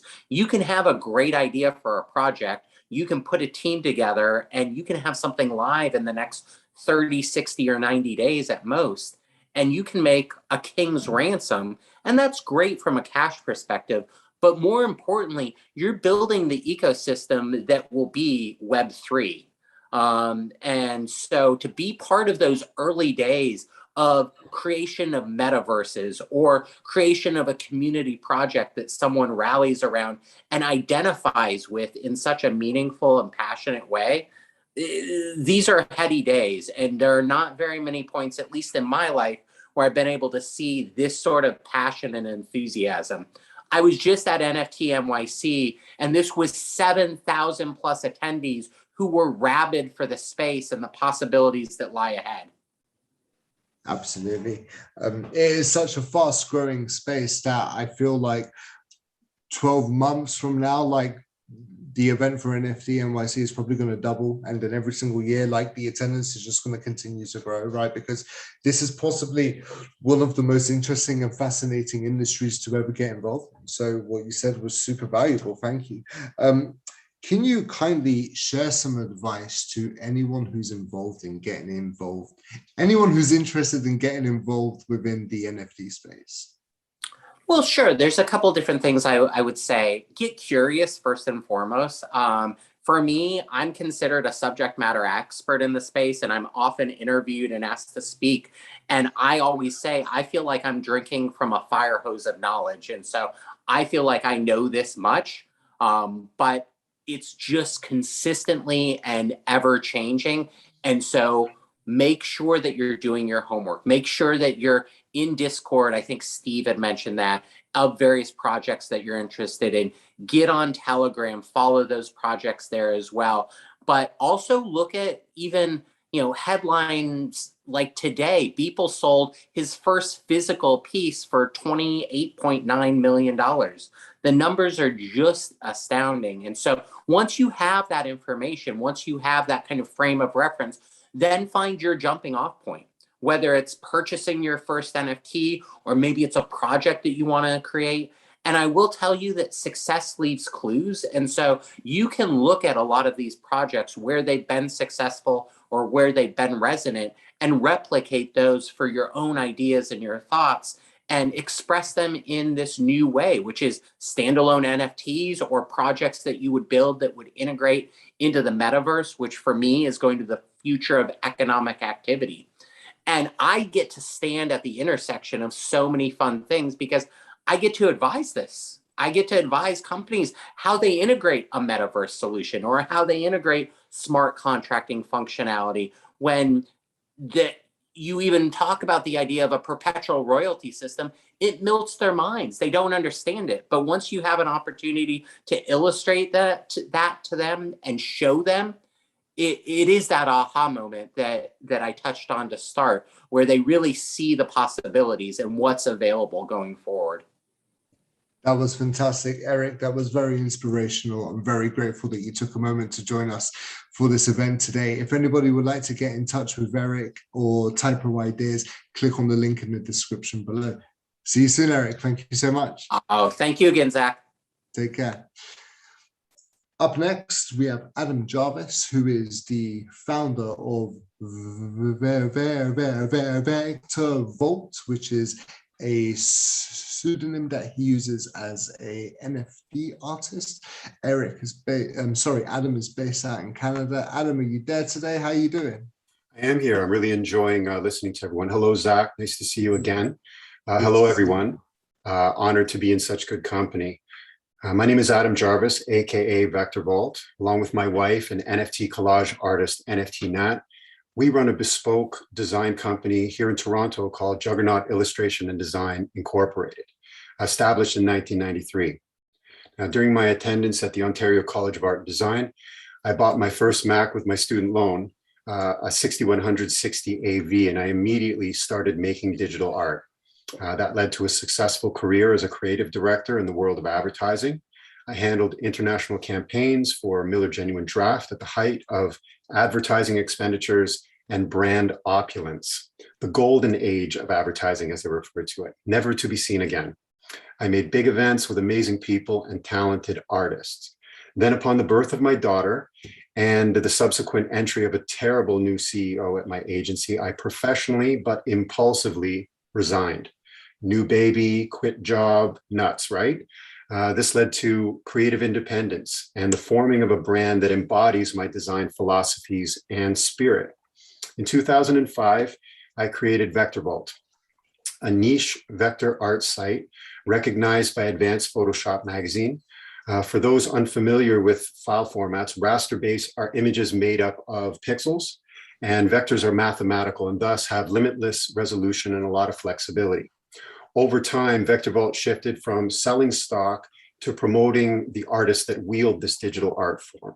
And slowly, over 17 years, the line between man and brand began to blur. And so rather than fight it, I embraced it as an artistic moniker and alias. Vector Vault has a rep, and it's a pretty good one. Along the way, our business has leveled up to celebrity and gold level brands. Most of this work is bound by secrecy, and so surprisingly, we've grown quite manageably by word of mouth. Before COVID, the rest of the world was confined to an office, and I've always enjoyed the flexibility, freedom, and let's not forget pressure of being an independent artist. I'm currently about 90% complete on a book that I've been writing about this very subject. It used to be that I would walk into a store at 10 o'clock in the morning, I'd be the only customer there. Now everybody's there. And so while the rest of the world is getting used to this new lifestyle, I'm an old pro. This is the rhythm that I work with. I've been making digital art in Canada since '93. However, it was very difficult to acquire grants for what was considered fringe art. In 2020, I was finally recognized by Canada Council for the Arts as an official Canadian digital visual artist, a real point of pride for me. Today, my focus is half on my existing clients, i.e. money, and the other half on my emerging NFT projects, which I'm really excited about. At the beginning of the year, a close friend and fellow artist named Erin McGeehan, she goes by the moniker Life with Art, she's tremendous. She pulled me into the world of NFTs. Over time, we've rekindled our friendship and formed a support network of other Canadian NFT creators. We celebrate and commiserate about the growing pains of establishing yourself as a creator. I've made about 70 NFTs so far, maybe more. I'm kind of losing count now. Each are thoughtfully created with care and craftsmanship. When I started, I was under the delightful illusion that this space was 90% art and 10% marketing. It turned out to be more than the opposite. I've accepted this and really thrown my website and social media network into a new place. The brand vectorvault.com has pivoted, and it feels like a natural progression. One of the side effects about 15 years of working on your own is that you become your own measure of speed and quality. It's made me very fast, which allows me to bill at a premium rate, but it has also hindered me in finding design support that meet my high standard. I end up wearing a lot of hats instead of delegating. I'm working on that. My design mantra is a realization that there is no halfway to the top. The result is a solid portfolio and the ability to open doors to NFT projects like OmarNFT.com. If you don't know already, Omar is the godfather of UK soul. Erykah Badu is quoted I'm as British and I can say that, like he is also. He's the tip top man. And so for me to work with him was such a wonderful opportunity. Erykah Badu is quoted as saying, Omar's my favorite artist ever. And Stevie Wonder wrote 2 songs for him. So to be able to reach out, forge a friendship with him was quite an honor. The NFT that I made with him is my crown jewel so far. I have a photo of Q-Tip from Tribe Called Quest and Jazzy B from Soul II Soul holding my art. What a thrill. So what has NFTs earned me so far? How about respect for starters? And like money, respect earns interest over time. It's a good feeling.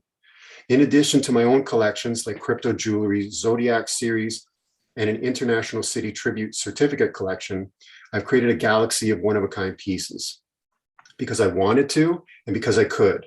My new collection under the hashtag Black, White, Red had 3 pieces recently showcased at NFT NYC, including a 6-foot hologram with audio, another highlight of my career. I pulled that off in under 6 hours. That's another thing too. Time is moving differently, much faster. My next project is working with a group of music legends. The thought of having a similar Zoom call to this with them is a really hard thing for me to process. Some doors are opening, and if any are locked, I climb through the window. The bottom line, I get to use the full spectrum of my skills, the height of my Kung Fu. I'm going where the current is taking me. I'm showing kindness along the way with a dash of humility. My name is Adam Jarvis. I go by the artistic moniker vectorvault.com. I'm writing my own artistic history on the blockchain before somebody does it for me. Thank you for allowing me to share my story. It was an absolute pleasure. Thank you so much. If anybody would like to get in touch with Adam and check out his work, click on the link in the description below. Thanks, Adam. Enjoy the rest of your day. Up next, we have a person who deals with the challenges of human beings in a day-to-day at her company because she is the chief of staff at NFT Genius. Carissa, thank you so much for joining us. I appreciate the long time you've had to wait to speak, so thank you so much. How is your day going so far? This is great. I'm very honored to be a part of this, and the wait was worth it because I've seen so many amazing people speak. And I'm just lucky to be a part of this amazing group of people. Fantastic. I know you have a very interesting story in terms of how you got involved with NFTs. Can you share that with everyone, please? Yeah. So I had spent a lot of time, I'd worked for a really good friend of mine and I burned out. So I spent a good chunk of time kind of contracting and jumping from job to figure out what I liked and what I didn't like and what I wanted to do and what I didn't want to do. And right before the pandemic, I was going through a rough time and honestly, I was working with friends who were investing in cryptocurrencies and they were doing all these things. I'm like, okay, there's no reason why I can't learn this. Like, if you guys are doing this, I can learn this. Like, this is something cryptocurrency was so confusing and mind boggling to me that I was like, if you guys are learning this, I know I can. So I started to buy courses on blockchain and cryptocurrency. And I had some ideas. I got accepted into an accelerator to kind of push one of my ideas forward. And while I was doing all these things, I was applying for jobs because I was actually not working at the time. And during the pandemic, it was even touch and go for a second. And NFT Genius had contacted me and they said, we'd love to bring you in for an interview. And I thought, that's crazy. I know nothing about NFTs. So I met with their with the CEO and he basically agreed. He's like, you know nothing about NFTs. I'm like, but I know about blockchain and cryptocurrency because I did a lot of research on it. He's like, you did. He's like, you did. And I'm willing to take a risk on you. I feel like you have the stuff. And that was kind of my introduction to the industry.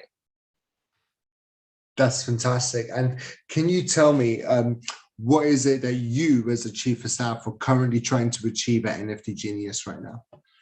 One of my huge initiatives, aside from just managing everybody, is diversity. I'm really very focused on bringing more women into the industry and bringing more different cultures into the industry because, like we said earlier, you can only go somewhere where you feel like you see someone doing it. It's very hard. That barrier to entry to any business, if you don't see people that look like you or sound like you or do what you do, is very, very difficult. So, we've definitely hired people that have little to no experience in blockchain and cryptocurrency because their skills are applicable.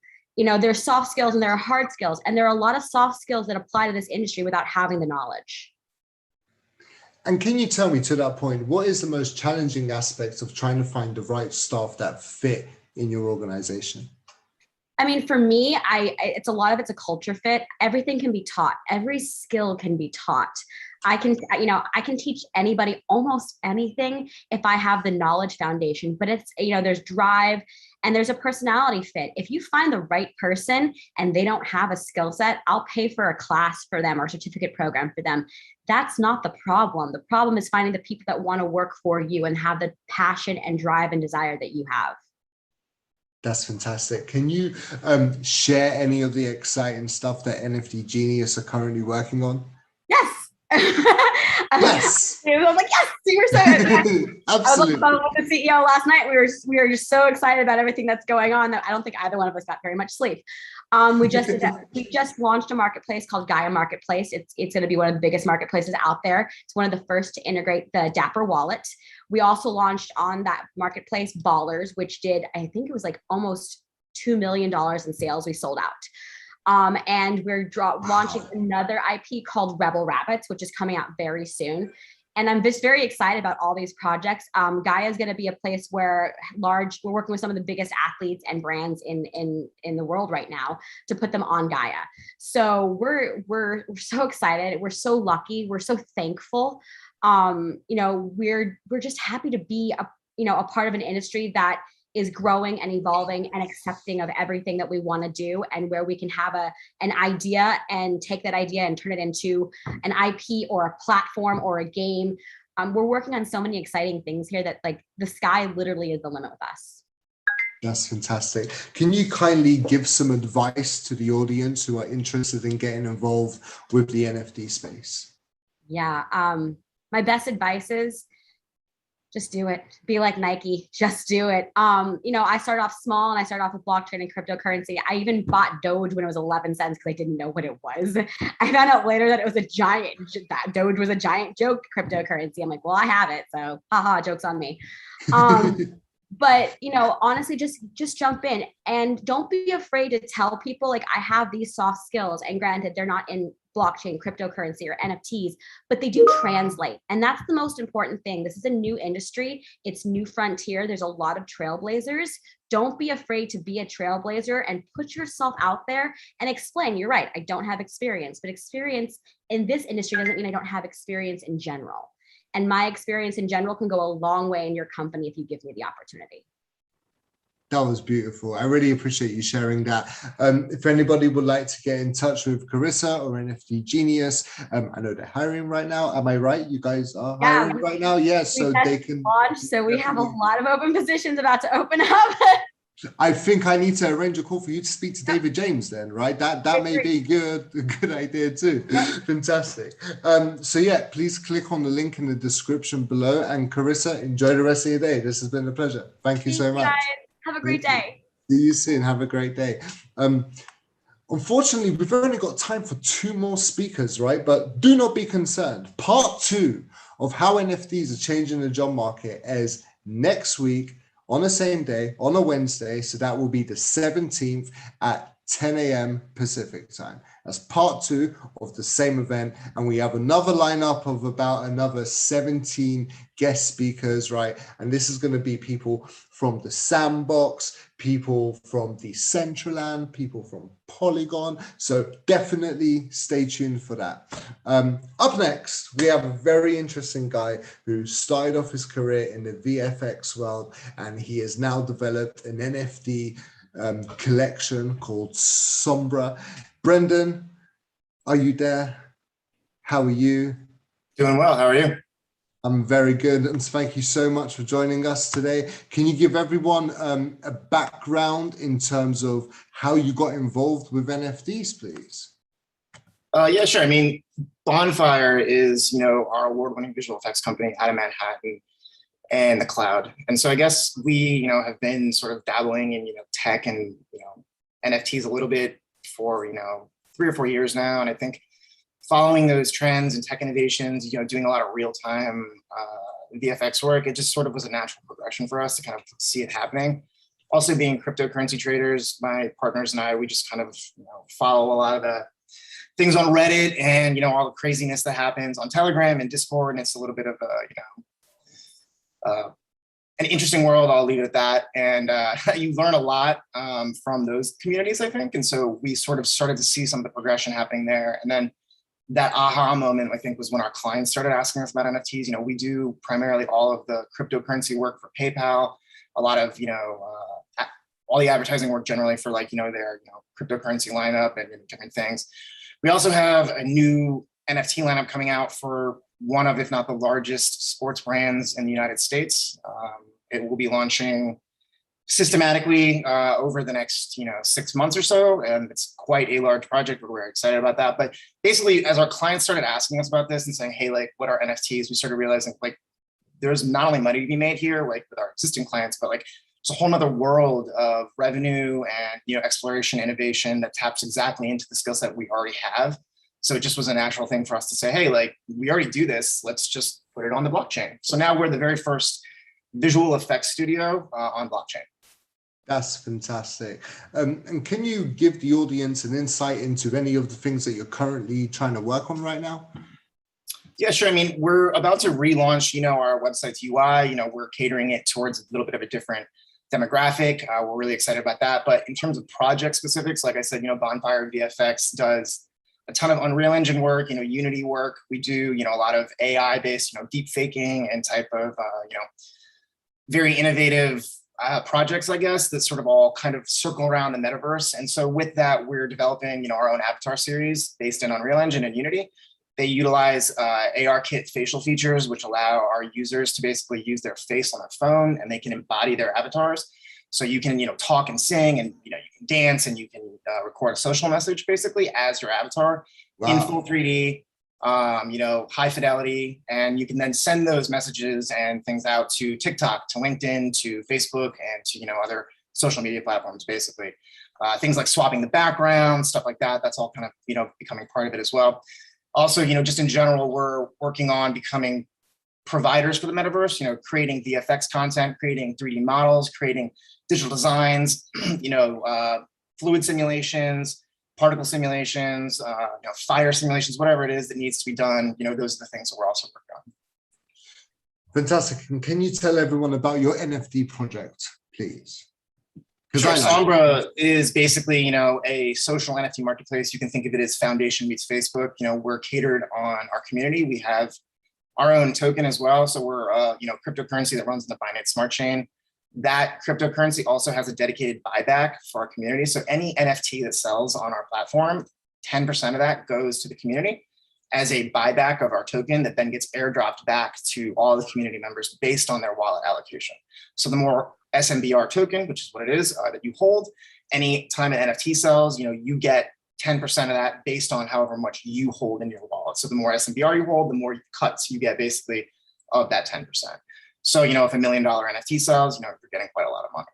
It's a really great way for us to reward our holders and also have them, you know, participate in the marketing, which, as we've talked about, is a quite difficult thing. And we've found that the marketing is one of the biggest jobs, obviously, in blockchain, no matter what revenue field you're in. So that for us has been helpful because finding good marketing, and, you know, to the point we're on that frontier, so it's hard to find reputable marketing companies. And so people like David James, you know, are really great because they allow us to, you know, tap into people that we know are safe and respectable, that we can, like, you know, go to and have them, you know, put together a great plan for us that we can trust, instead of having to sort of do this runaround where we don't know if we're going to get scammed or if it's going to be, you know, sort of a half-baked idea, because, you know, these PR firms are just now sort of coming out with, like, their crypto marketing, you know, incentives, and it's very difficult sometimes to vet them. Yeah, absolutely. Could anyone who's an artist who is, like, currently on OpenSea or Wearable or any of the other marketplaces, could they just transition over their projects and their stuff over to Sombra just, like, easily? Is there an easy way for them to do it? Well, I mean, we're basically, you know, a one-stop shop. So if you want to come to us, we also manage artists that don't necessarily want to deal with the cryptocurrency aspect of it. Awesome. So there are a lot of artists that we help manage their accounts because they're like, I don't want to do anything with crypto. But for people that are on OpenSea already, or Foundation, or any of the other marketplaces, you know, we are on Binance. We're going to be doing a bridge over to Solana as well, and some others in the future. But they're welcome to come to us and mint. We will be doing an interoperability platform where you can view NFTs from different platforms on there. And we will be talking to some other marketplaces about integrating their smart contracts. But based on the fact that each smart contract is independent to the marketplace, it does have to be sort of proprietary to each specific event. So based on if you're on Foundation, we will be looking into those things in the future. But right now, it's more about minting specifically on Sombra. That was awesome, man. I really appreciate your time today, Brendan. Thank you so much. If anybody would like to learn more about the exciting things that Brendan was talking about, click on the link in the description below. Brendan, it's been nice, man. Thank you so much. Have a good one, man. Same to you. Bye-bye. So before I get to our final speaker, I like to end things as I tell people. So this was supposed to be a 2-hour event. So technically it's supposed to finish in just about 6 to 7 minutes. However, you guys, the audience, are in control of this, right? So everyone who's on the live chat right now, throw out some fire emojis if you would like to continue with a Q&A right at the end of this. So as soon as it hits to 12 o'clock PST, if you would like to continue the show for another 10 to 15 minutes where you guys, the audience, can ask the speakers some questions, drop some fire emojis right now. And after I speak to the final speaker, if there's about 20 fire emojis, we'll keep on going for another 10 to 15 minutes with a Q&A. All right, so we started the show with the Chief Visionary Officer of Blockchain Recruiters, right? He's called David. There's another David who's the CEO of Blockchain Recruiters. And this would not be a Blockchain Recruiters event if I was not to introduce him. So hello, David Hampton. Thank you for your patience. So how have you enjoyed the show so far? Well, it's been wonderful. As soon as you allow my video to come back, Zach, everyone can see me as well. So should be good now. All right. I've been enthralled, to say the least. I've learned a lot. Curiosity has always been my biggest attribute. I think it's helped me, and sometimes it's driven me into a rabbit hole. But I think I've always emerged much wiser. My story is my wife pointed out to me a long time ago that most people think that career paths are linear. And in fact, they're quite the opposite. They're very circuitous, very like a ball of wire. You start down here somewhere and you end up winding around and you end up where you are. And I think that's a lot of what people have narrated during this time. My path is not very much different in terms of that. I started as a high school English teacher. I taught in Dallas, taught in New York City. I was getting my master's degree in forensic psychology. That ended up taking me working with the military. And about 10 years ago is when I was laid off from a big defense contractor and just closed on a house and had 2 kids, married, right? And a lot of responsibility. And so I took a job that deployed me in Afghanistan working for the government, where I developed psychological profiles, helping the NATO forces, U.S. forces with developing profiles on Afghan presidential candidates at that time during the 2014 election. And so got back to the U.S. and I discovered recruiting. And the thing is that recruiting is it's something I didn't know it was a job. I had no idea it was a job, and I love it.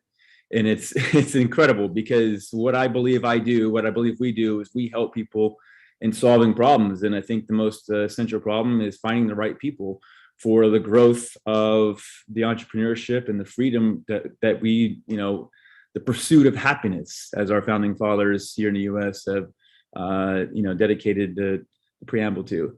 And so it's been wonderful. And on that note, right, as a CEO of Blockchain Recruiters, David, what are some of the challenges that your clients face before they meet you, obviously, right, but at the point where they're trying to find the right staff? Well, it varies by industry sometimes, but I think there are some very essential patterns that evolve. And really, it's always about the right fit. And the right fit is different for people. I mean, there's always some, I think Carissa really caption it with just personality and chemistry, I think is what it comes down to, aside from the aptitude or the skills, the hard skills that people who are hiring seek out. But really it comes down to, I think the best hires come down to, some of the folks have said, attitude, the right attitude. Attitude is another word for approach. Now, having the right approach, having the curiosity, having the will, having the drive. I came up with an acronym that it's called GAST, and it's GHAST. And I just came up with it as in terms of like who I would want to hire for my own firm. And the G stands for grit, which is, and to me is defined by perseverance, passion, and commitment. H is for humility. A is for authenticity. S, you got to be smart. I mean, I know you can have the right attitude, but you also have to be able to have the right aptitude to garner the knowledge or to gain the knowledge in whatever industry it is. And then the last one is T for transparency. And I think that people have to be open and receptive, and also in the learning process, own and be accountable to mistakes that are made and grow from them. In my world, or the way I see it, is you either we win or learn, we don't lose. That's so passionate. I appreciate that, man. As it relates to the blockchain space, right? What is it that blockchain recruiters are currently doing that is making a difference compared to the other recruiters that people may have worked with? Well, I think there are two main things that separate. I think David and I both have the passion and the knowledge in the space. I don't think you can fake the passion for it. And I think that the second thing is that we have, there's in recruiting, I believe there's a hard skill, soft skill, but I believe it's both science and art. And there's a for lack of a better word, there's an intuition that comes into play in terms of identifying, understanding profoundly what our clients seek out, and really carve out the attention to hear what each individual client respectively needs and wants, and then really harnessing that to identify and compel the right people for each respective client. So I have a question then, right? It's very important for you to make sure that you can choose the right client for you as well, right? Because at the end of the day, what right's supposed to look like works on both ends, for the client's perspective and the people that are going to help the clients as well, right? What kind of things do you tend to look for, David, when you're trying to decide if you would take on a client or not? In one word, I would say they got to be easy to work with. And what I mean by that is just like the fit, that people look for in terms of that word, the fit for us is, we gotta, there's a partnership, and you can see this in any marriage, any proper marriage, right? There's always, if both people are giving, then there's never a taker. And so going to that, part is we are looking to give as much as we can, and we want to receive too. We expect that back. And what I mean by that is our passion goes into it. We want to be able to have that reciprocated. And so the right clients are the ones who know our value, know what we can offer, and believe and trust and have the faith in that, and reciprocate it. Fantastic. That was super passionate. And what I'm going to do right now is I'm going to ask you one more question, right? Like, what is the most important aspect of trying to decide who is the right fit for your company? For my company? No, for your clients, right? Can you tell us like a few of the most important traits or values that they should consider, right, when they're considering a candidate pool, for example? I think one of the difficulties or challenges right now is that we have a young industry, a young space, And I think, you know, Carissa and some other folks, they've touched on this in terms of it's about drive. It's about the curiosity. It's about the attitude, the aptitude that comes with that in terms of delving into what needs to be done and really having the, you know, I'll sum it up in terms of just being a problem solver, being a person who's willing to do whatever needs to be done to get the things done and have the passion for it, have the drive and the will to get it done. Contribution is key, and adding versus subtracting is always elemental. That was fantastic. Really appreciate you, David. Do not go anywhere. I'm going to bring the other David in as well. One more thing. Okay. I want to make sure that everyone understands that value, and I'll say it this way: is you know, most people, there's no adage of price, quality, speed. Pick two, and I would say that with us, you can pick all three, and so I'm gonna make a you know, just the consideration is that there have really been two main ways that recruiting has occurred. One has been the contingency, where you hire a recruiter, you say, I need this position, I need this as the fit. And yeah, you bring us someone that we hire, we'll pay you, right? It's a very heavy risk that the recruiter takes on. The other way has been the way of the retainers. Hey, pay us for the process of bringing you and harnessing that process and helping you guys with that. And it's money up front, and you're not paying for a result necessarily. It doesn't guarantee result. All right. But what we've come to the realization is, like, there's a compromise. And the word compromise is interesting because compromise is, you know, where you start on opposite sides, you either meet in the middle, or you think about neither person gets what they want. But the way that we've designed our value in the firm is that we developed a subscription model, which means that you're going to get a guaranteed amount of candidates who are qualified and who match up according to the fit that we understand and that our clients describe to us. And based off of that, the more you hire out of that pool of candidates, the less you'll pay. That was beautiful. Thank you so much, man. I'm going to ask David James to unmute himself. Is there any final words you have, David James? Yeah, I can't really upstage my partner there. He said it all so well. The big myth is that people know people in the space, right? And they think that just knowing someone who's good and who may want the job, that they too now can easily recruit.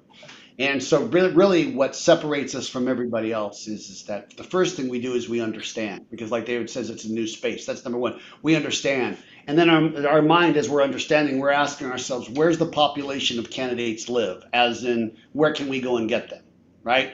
And then your idea, your project, your value proposition needs to be something that's sexy, right? The remuneration, the tokens, how it makes the world a better place. And then we go out and we enroll people in that idea. And then the last thing we do is we compel them to come to work for you and nobody else. And people think because they know people in the space. But what makes this so different, what COVID did, is it siloed everybody. Like if every space that I've recruited in the last 30 years, you could call someone on the phone who actually knows someone down the hall you can call. And that's not the case anymore.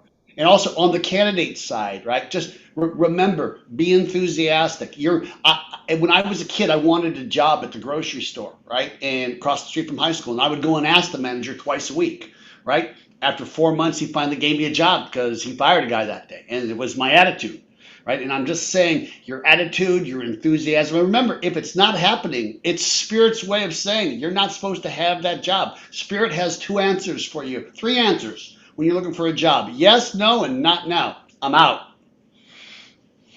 Fantastic. That was amazing, man. What I'm going to do is I'm just going to ask all the speakers to turn on their cameras, please, if you don't mind, if you want to, right?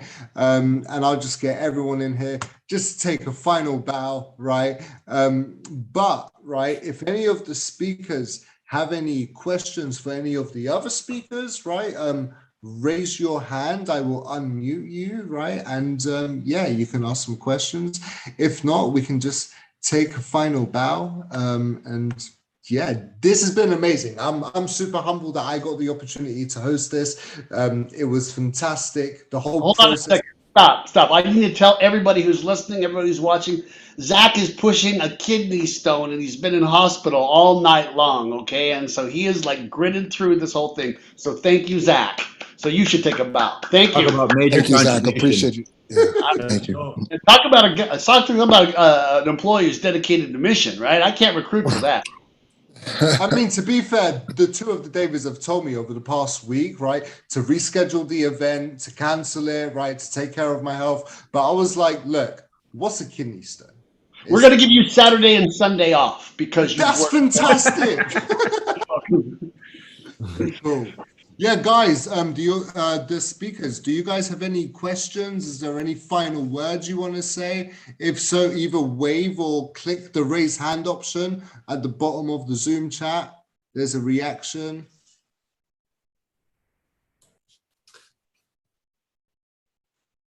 Zach, Gregory, could you please right. allow to start my video, please? Oh, okay. Tanner wants his video on. All right, cool. I can't find you. So what I'm going to do is I'm going to let Gregory talk, right? And then I'm going to find a way to start your video. Gregory, you can talk.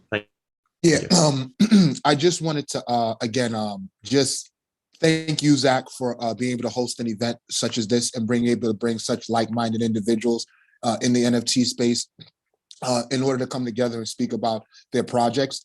It's very interesting. I was speaking to Diamante yesterday, and we were joking around, and we were saying it's such a humbling experience to be in this environment with people who we know within the next 5 to 10 years are going to be heading some of the most innovative, prosperous, and built upon projects in the NFT community.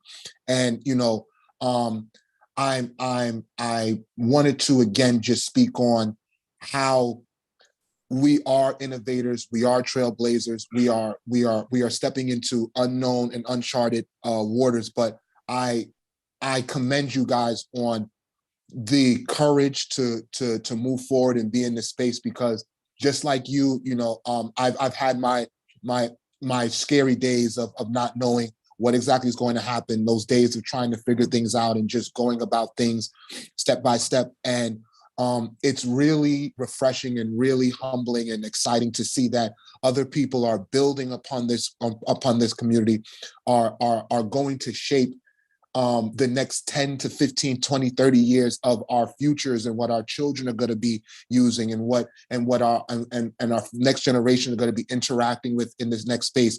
And just in the chat alone, I've reached out to a number of different people, even on the last call, and been spoken on a lot of times. I think the theme of community is one of the driving forces between driving themes that I think allows us to be successful.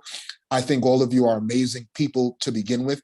The amount of just reciprocation as far as questions and things, I respect you guys. I want to connect with you guys in any way possible.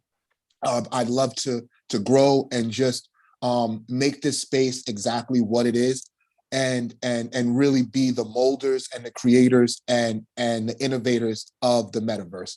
And just thank you guys so much, and I appreciate you. Thank you so much, man. That was very kind of you. Thank you. Tanner, unmute yourself. Thank you, Gregory. First, thank you very much for this opportunity to Zach and David to build this. It's really an epic opportunity to share our vision about the next future or the future of work. And mucho placer. I would like to summarize something about my vision, of course, our vision, because we are here for the same, and that we are talking about the future of work and this next revolution that we are looking for, and we are improving with our startups and our missions, in each startup. So when we build startups or when we build solution in each example, for example, in the mine, it's a metaverse where you play and earn money. We are talking about money. We're talking about freedom, economic freedom, and this type of solution and visions are really world changing. So I really also enjoy the Gregory speech, and I also accomplish and continue with his accomplishment to us. And well, I in the final step, I love the audience, and I hope to inspire someone in the audience, and of course to connect with you. So thank you very much, also Gregory, for your speech, and I'm looking forward. Thank you, Tano. Off to David James. Yeah. So anyhow, I had no idea how I was going to feel going into this, and I moved. But I wanted to say that in 2013, when I was introduced to Bitcoin, I came for the greed, right? I came straight for the greed, right? But then I stayed for the ideology, and it was shared with me that in a concept that Bitcoin would be the largest transfer of wealth in the history of the world. And I know, because I'm 57, I'm older, I'm twice the age. If whatever age you are, I'm probably turned it for the second time, right? But what I mean by that is the people that actually been running the financial system has created a den of inequity for the masses. And now the people with the innovation and with compassion are going to be the ones that are making the final. And that's why Bitcoin was important to me. And 4 years ago, I was at the Bitcoin conference, the BitBlock Boom, and I was saying to the person that shared Bitcoin, I said, these people in this room are the new founding fathers of the financial revolution of the world. And that's true to a point. And I said, nothing is going to actually surpass Bitcoin, right? But then all of a sudden, not everybody cares about DeFi, really. Like 1% of the population cares about decentralized finance. And all of a sudden I saw this, and I said, nothing's going to pass Bitcoin or be that thing that gives expression and freedom and equality, for lack of an overused word, right? Than Bitcoin. But now that new thing, I'm seeing it's NFTs. So making a short story very long, which people in their 50s do. I think possibly now I'm looking at the founding fathers of the new revolution of not just the country of the United States, but of the world. And I just wanted to pass on that. That was fantastic. I really appreciate everyone who joined us today. This has been an absolute delight. As I said earlier, part 2 of how NFTs are changing the job market will host on the 17th at 10 a.m. Pacific time. So if you guys could go back to LinkedIn, which is how you got involved with this event in the first place, and check out the other event, sign up for the other event and circulate that to your network as well, so they can enjoy the same amount of excitement that everyone else has taken in the past 2 hours. That'll be fantastic. And again, huge thank you to all of our speakers. You guys are incredible. I look forward to speaking to each of you again. This has been Blockchain Recruiters. I'm Zach Derris, and hope you guys all enjoy the rest of your week. Thank you, Zach. Thank you. Thank you. Thank you. Take care. Appreciate you. Thank you so much. Pick up everybody. God bless. Love you guys. Take care. Wonderful rest of your day. Thank you. Thank you. Guys are awesome.